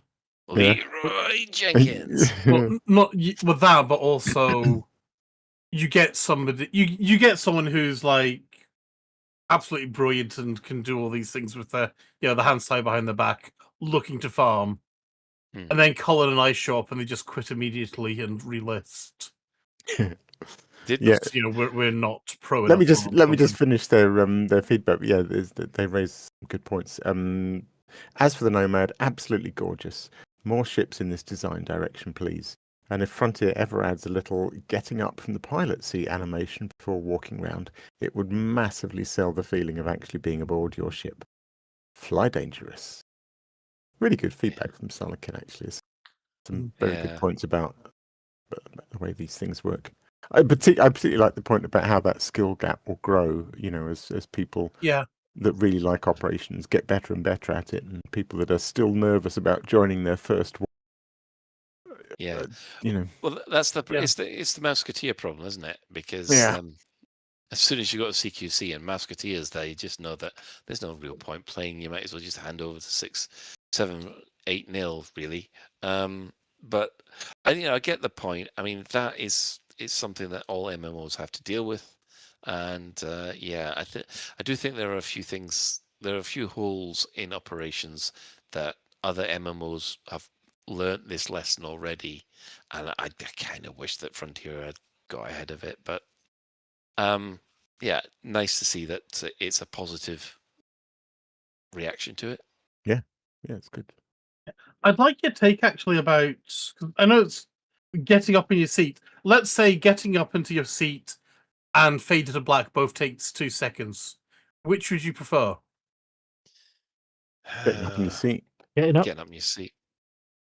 Yeah, I mean, I agree with Sai when she's saying she doesn't want to have some elaborate animation where you got a whole Thunderbirds thing that takes half an hour. No, but if it's the same time, if it's quick, if the chair But, just yeah. spins around and you stand up, that'd be amazing. If it's the same duration, I'd be alright with that, I think. Yeah. Ben. Right, Ben. I'm on to papery. And I just go and minimize the screen instead of maximizing it. What is the line nowadays? Yeah, that's right. Where's the line nowadays about a fair demand from a game company releasing a product? Is asking for a system to work fair? Genuine question. Is it? Or is it still considered a free content patch as money is made by microtransactions now? Wait and see how long it takes before it's usable. As of Monday, it's still random whether you get rewards or not. Yeah. I mean, yeah. Has the rewards actually sorted themselves out, or is that still one of the issues that is plaguing it? It's still hit and miss at the moment. It's still hit and miss at the moment. That's a shame. Yeah, that is a shame. Yes, at the moment, do ops for fun, not rewards. Yeah, I mean, I must admit, he's there with this interesting point about the, Yeah. I mean, it's a free Is update. this acceptable? Yeah, it's an absolute free update, and it's being paid for by other people buying product, DLC, if you like. Yeah. I think that the work ethic so far is this: they didn't want to push out rubbish, which is why it's taken 6 months for them to fix whatever issues they had with it in the first place. Mm-hmm. But yeah, they're still working on fixing it. If it was rubbish, they would have walked away. Yeah. Oh, I mean, they're definitely still working on it. But I mean, I feel fairly safe in saying this has been the buggiest patch we've had for a long time. Okay, since Odyssey. Yeah, since Odyssey. And that's a long time now. Yeah. I mean, this is Star Citizen levels of bugginess. Some of it. Oh no, I think Star Citizen's worse. Steady on. Seriously, getting there. I still think. Yeah, it's not server white worse. Come on. You say that, and yet you're losing the stuff from your inventory. Well, just because you joined an operation. Yeah, I've just checked my inventory's safe, so I'm all right. But yeah, screw everybody else. Yeah, I mean, I did notice that on Twitter, there's always this one commander who's going to say, every time David Braben posts or something like that, he will always say, "And you forgot about the people that paid the extra for the to get all the DLC first and things like that." And no, I don't think this applies because you still get it for free. It's your choice whether or not you want to buy it early access. I've got the lifetime pass. Why do I have to go and buy a Nomad? Yeah. Well, you don't have to buy the you Nomad. Don't just wait. You get it for free in in 3 months. Yeah. So yeah, I mean, I must admit, I was going to reply to them using the Lave Radio account, but then I thought, no, don't feed the troll. Don't feed the troll, especially on Twitter. Do not feed the troll. Sorry, Apathis. Right, I've got Long Mail, and they say I dipped my toes into a solo operation exactly once the day they went live. I think they made on the day that got thoroughly exploded, but I really liked what I saw. I couldn't get into a second operation due to connection issues, so I headed to the Rim for the CG. But when I get back, I'm looking forward to trying again. As for the Nomad, and that's the good thing about it. You don't need to go back. You can do it. Yes. Anyway, as for the Nomad, I'm going to marry the Nomad. I'm sure my wife will understand. Oh, okay. Right. I have Eyeball. My first impression of Operations was positive. but after playing through more of the missions, I absolutely love it. The environments, the rescues, and the co-op all really click with me. The missions are hard, and I've failed several ones a few times, but I'm okay with that. I really enjoy the challenge and the need to review and adjust tactics and loadouts. Working on a change and then seeing it succeed has been really rewarding. I don't agree with calls to nerf. Keep it challenging. It will be better when the rewards work, but at the moment I'm happy to play for fun and I'm having loads. Operations Fix is the game's biggest quibble I've had for a while. For an MMO, it often feels empty of players. Now, there is a reason to buy a suit and a rifle skin, since other players can actually see them for once. I joined an Elite Discord in my region and coordinate op teams from there. This has fixed a lot of the service issues and general jankiness when no longer getting matched with players on the other side of the world, with huge pings.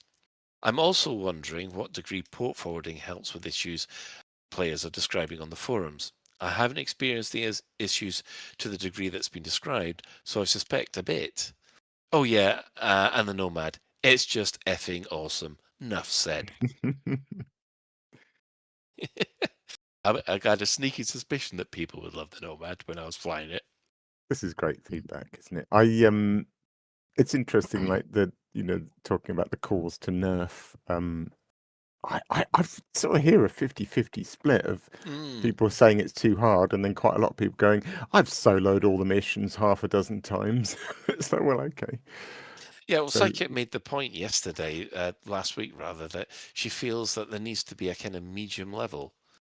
Because maybe. Yeah, the easy level should become medium, and an easy level should be available for noobs and solo players, I think. But yeah, Of course, you realise that the operations selection screen being 2 columns with the operations down the list, and column 1 being easy and column 2 being hard. That does mean that if you want to have 3 levels of difficulty, it will need a complete UI redesign. Oh, damn. I thought you were saying that. Oh, it does mean we have to change the bulb. Well, that's wrong. Oh, it's me. Yeah. Is it me? It is me. Yes. Cloned again. Why does that begin with FDev in square brackets? Cloned again. Sorry, my fault. That's right. I thought it was meant to be read in the style of FDev, but operations look awesome. I can't wait for them to be released. On a less sarcastic note, I won't be touching operations until the next patch is released and people say it actually works. The failed launch is really bad. I refuse to pour squadron members into something that doesn't have a reasonable chance of being a good experience. Inventory lost, rewards not granted, servers unavailable. No thank you. For this week, I have the Nomad to play with. It's great. I'm really enjoying it. Absolutely enjoying it. The CG region is crap, but I'll probably zoom to the galactic core. And then I'll go touch some grass in real life, probably. My garden definitely needs all the love I can give it. And then all these books won't be reading themselves. I can see myself getting a healthy break from the game. I've heard a certain lady in a certain podcast saying it's a good idea. Oh dear. Well, hopefully operations will be fully operational soon. We do need Arf back just to say, and now the operation. You're welcome to the fully operational Death Star. Fully armed operational Death Star. Yeah. Right. Big Owl Cappuccino is saying, my Nomad smashing 10 bioscans per hour for the CG makes me very happy. But my NPC pilot gets bored playing chess in the Caspian. There. Killing pirates and terminal prosecution makes my NPC fighter pilot happy, while I drink coffee in my AFK D10. D10? Isn't that T10? He says D10, but he might mean I think it's supposed to be T10. Yeah. Could be T10. Yeah, possible. The ship-based bioscanner is the best. I hope this gets added to other ships like my Mandalay. Okay, I'd rather it in the SRV, but yeah, fair. Feels like the exobios spawns are closer, although maybe I just missed them before, flying in circles for an hour. Yeah, I think we're missing them. I suspect you're missing them, but you never know, Colin. It's look for the colours. Look for the colours. It's the colours. I'm loving the improvements to the full surface scanner. Yes, agreed. I enjoy the ship interior on the Nomad, which, despite the mob thinking that it is because they desired it, I think in fact FDev had to include an interior to stop folk falling down the steep cliffs that the Nomad can park on. You might be onto something there. Yeah, you have a choice of where to get out, don't you? Yeah, and either falling to their deaths or being unable to climb back into the Nomad if they use the blue teleporter. Yeah, you raised a good point. I just imagine getting out your ship and just like plummeting down like a 5-kilometer cliff. That's very I can see that. Thank you, FDev. All positive developments. Good points, well made. Yeah. Yeah, I think there has been a change to the Exo bio because I think it was Sunday I went out in the Mandalay to the CG, and it definitely felt easier finding the bios than it used to. And then, the Nomad makes it even easier. So I think there's been improvements there. Interesting. Oh, it's me. I've got nicely. Operations has been a blast, and I've only played a few rounds, mostly on foot, and it's been stable all-round fun. Even if I did have to point out to Colin that you need to use the list to get between megaship decks. Yeah, okay, thank you. Don't you take the stairs? You can. You could definitely use a few quality of life things, permanent disabling of voice comms, a medium mode, etc. But can I really complain when it's a free update of this quality? I mean, I can, but I won't. Haven't used the Nomad as I'm waiting for general release. The lighting looks pretty too. It's a little more subtle than I would like. Overall, very happy. Yeah. Okay, Nicey. Feedback has been taken and a pin has been put in the board. Thank you. Yeah, you just have to listen to the person saying go to the list. It was when I played back the thing on the stream. It was about 5 minutes. They were all then by the lift going, "Where the frick is he?" And I'm going, "I'm lost. Oh no, I'm lost. Where do I find everybody?" It was so embarrassing, and I'm quite sure clips had been made. Right, Felix de Castria from the IDA, or Operation IDA. I haven't gotten around to operations yet. Currently reassembling my own battle conda again.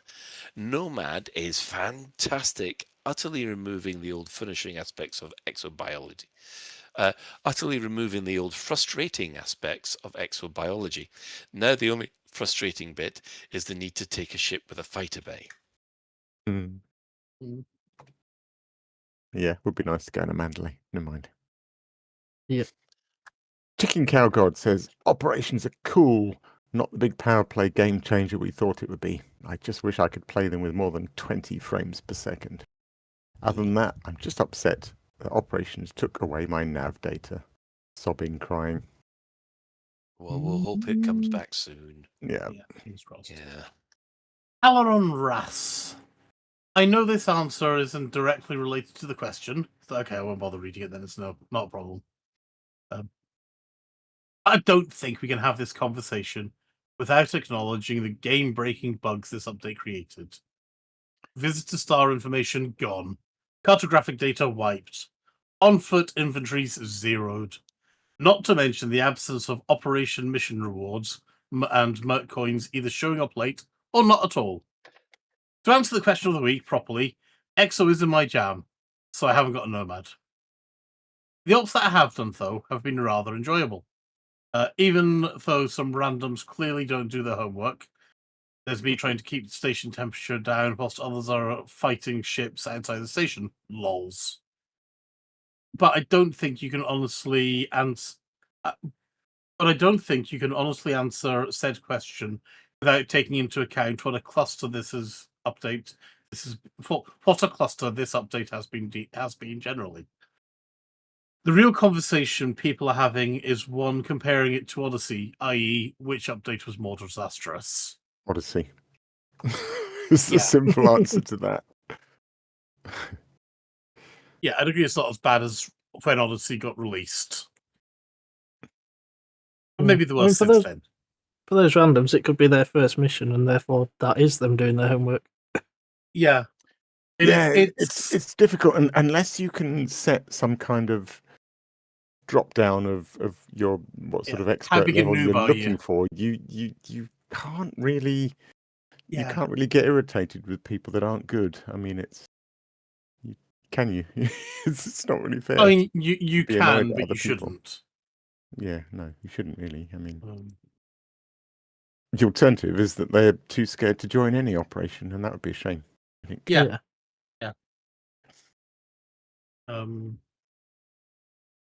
I've got Commander Edward Skelly.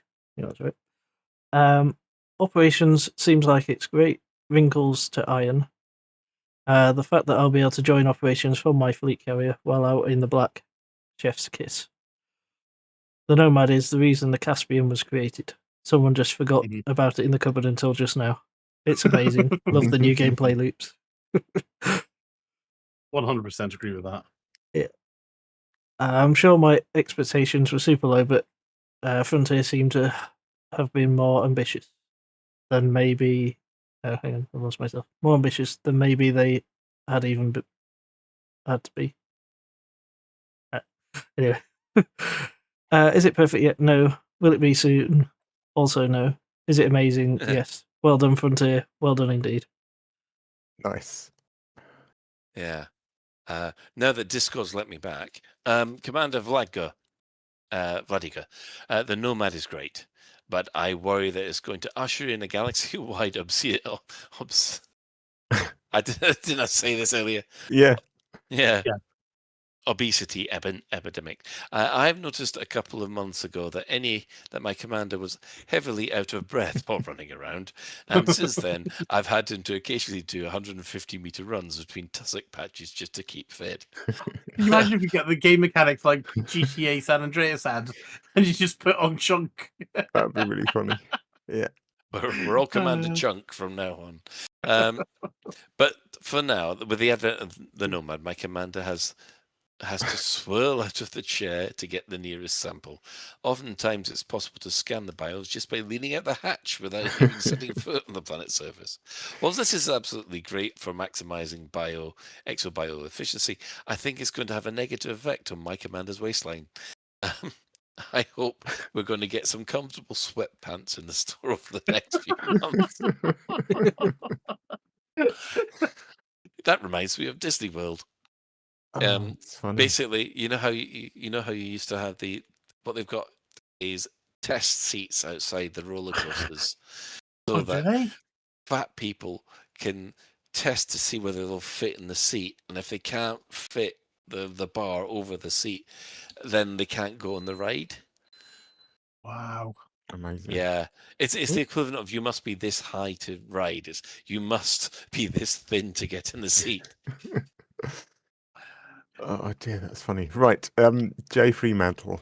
Only tried the Nomad, so love it. It's not that it makes organic hunting easier. It does. It's fun because it's fun gameplay. Flying, scanning, jumping out, finding the thing, jumping back in. Lots of fun. Yeah, exactly. Yeah, I agree with that. I enjoyed driving the SRV around some of that. Right now, I'm more tempted to fly out into the black for a few months.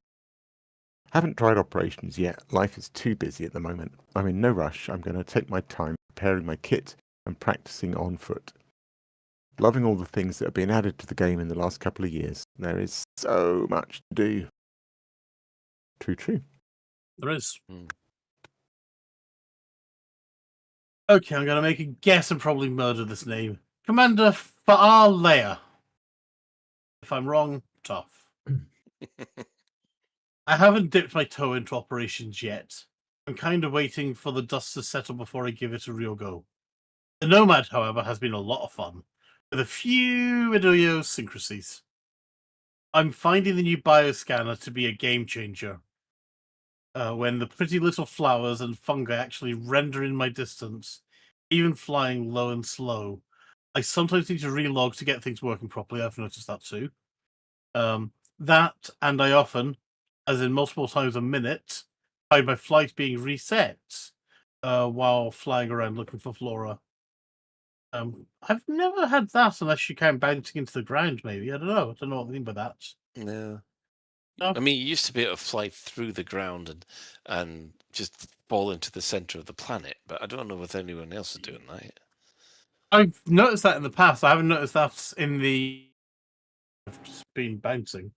I don't know.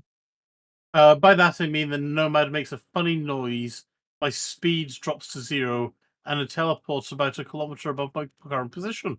I have never noticed that. No, I must admit, that's the new one on me. I suppose that could be my rig, but I really hope it becomes a hotfix of some sorts. Understandable, that would be very annoying.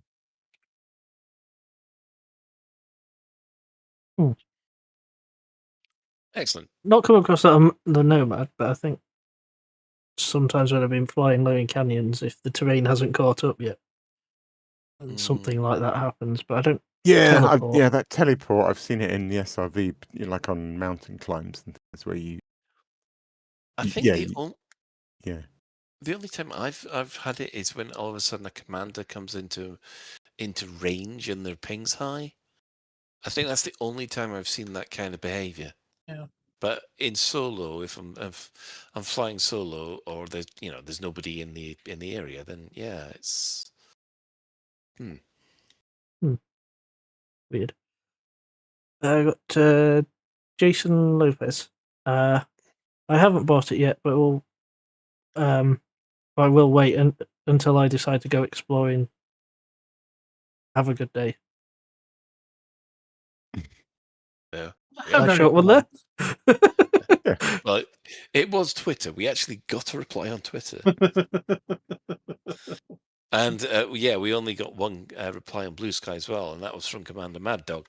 It's a bit wobbly at times, but when it works, it's brilliant. A bit of tweaking here and there, a few dials to turn, and it will be great. The Nomad needs a proper hotbox, and Fox needs to be dished out. Otherwise, well played, FDev. It's. I must admit, from the feedback that we've seen so far, the actual gameplay of the operation itself seems to be going down a storm. Yeah, I think so. Despite 4 fairly significant bugs, about loss of data and stuff, but the general impression is people love it. It seems like the reward system, and obviously the losing of some of your commander data is the main sticking point. But once they've solved those problems, I think we're onto a winner here. I like really hearing the people that sound like they're pretty good at operations praising it and talking about the learning curve and the satisfaction of changing gear and all that stuff, because I can't judge that. I don't think I'm sort of good enough to judge whether how well balanced the operations are and how fun they are for someone that knows exactly what they're doing. But it sounds like they've got that pretty right, actually. I mean, ironically, this is so much different from when CQC came out, because CQC being this operations is kind of like a parallel to Elite itself, because it runs at its own instance, and it's just like CQC does, but it uses Elite mechanics. And I'm so glad that people have picked it up despite the problems, because so far, yeah. But I think so far the Nomad's gone down a storm. Yeah. I don't think there's anyone who doesn't like it. No. Right. Has anybody got any other business? There is something from Alan. I don't know who wants to read this. I can read this. Or you read it out, then. Things I posted in. So former host Alan Stroud posted in our Discord basically to say, "Hi everyone. So in 2030, we are part of an event team that are looking to organise the European Science Fiction Convention in Birmingham. That's UK for people that don't know. This will be quite a large event. As part of it, I was thinking it would be nice to bring together Elite Dangerous players from across Europe. I wondered if people were interested. I'm giving you plenty of notice. So, yeah, that's 4 years notice, I think, if I do my sums right. Yeah, I hope I'm still alive. Yeah, me too. I was tempted nice to idea, reply though. that. I mean, I'd be 59. I think it's probably a bit early to start the Lift stroke Flatshare Discord chat yet, but yes, I think it's the simple answer. It's a great idea. Yeah, okay. On that positive note, let's just do the shout-outs. Our sister station, Hunting Orbital Radio, it broadcasts on a Thursday from 8:30. You can tune in at twitch.tv/Hunting Orbital Truckers, or if you just want the audio, go to radio.forthemug.com. For the discerning commander that likes a bit of CQC action, check out the CQC Discord at discord.me/Elite Dangerous CQC. Now, we have added in a new chat room into our Discord for people who would like to organize operations. So you can find that under obviously the wings section where it's operational arrangements. So feel free to use that to help coordinate things if you wish. We also seem to be talking about food there too. For some reason, it went a bit foodie today. I don't know why. One of the things that I would like to be doing, I think, maybe on a Thursday or maybe on a Monday, I haven't made up my mind yet. I'd like to do a sort of an organised time when people can get together and run an operation. Obviously, we'll have to wait until things have, steadied a bit. But once it's up and running, then we'll make the usual announcements. We'll also give shout outs to the other Elite Dangerous podcasts. So there's the Guards Frequency, who does other space games as well. I think they're on holiday at the moment, but they'll be back soon. There's also the wonderful Loose Screws, those American players who have just been kicked out by Belgium. Quite sure they'll have a few things to say about that. And of course, if you speak French, because they're still in the competition. I was going to say, Claire, écoutez simplement la musique funky. Get in.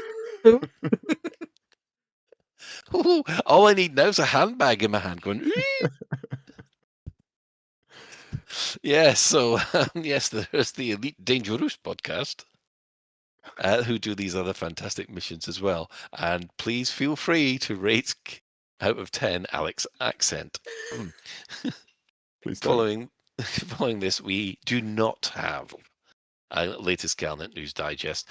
Pete and Beetlejude have been run off their feet. I think they've done 3 or 4 Galnet News in the last week alone. So yes, it's... Let's just have a round of applause and appreciate them anyway. Yay! Yeah. Yay! So thanks to everybody who's chipped in. And have we had anybody visit you in the bar, Epathis? Yeah, we've had JT, Siberius, and Saluchkin. Salokhan, maybe? Salokhan? Yeah, it could be that. I'd say Salokhan. Excellent. Well, special thanks, of course, go to Commander Tokuso, JN Trax, and Ellen Stroud, who all created music that we use on this show. But that's it for another episode of Lave Radio. If you'd like to get in touch with the show, then you can find us all the contact links in the home/contact us menu of the laveradio.com website. And also, you can also look up the Lave Radio Discord. We also love getting all your feedback on Spotify. Give us a like, give us a subscribe. Leave a review, leave a comment, anything to beat the algorithm, that would be appreciated. So do let us know if you have any questions or if there's anything you'd like us to discuss in a future episode. Lave Radio is recorded live on a Tuesday evening at 8:30 and streamed out at laveradio.com/live. So thanks to Ben. Good night, Colin. Thanks to Alec. Thanks, Colin. Night all. And special thanks goes for teching and contributing tonight. That would be Epathis. Thanks, Colin, and you're welcome. That is now the official sign-off for everybody doing tech, isn't it? Oh, I think so. have to say, you're welcome. So until next time, Commanders, fly safe. And if you can't do that, fly dangerous.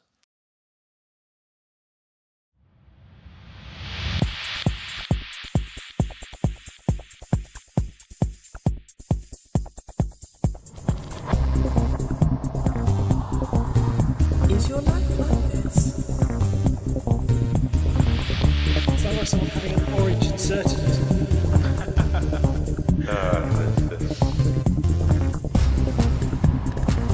Need a safe word. Space can be done.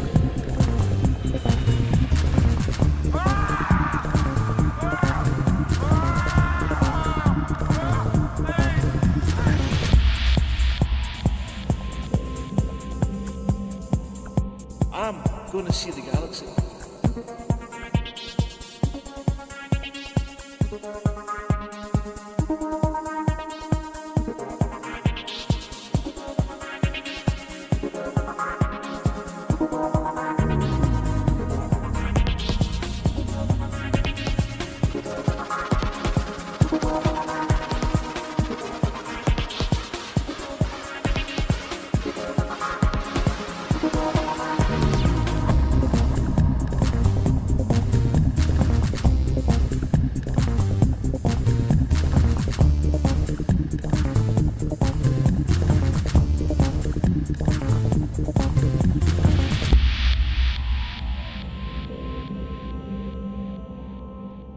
Ah, damn it.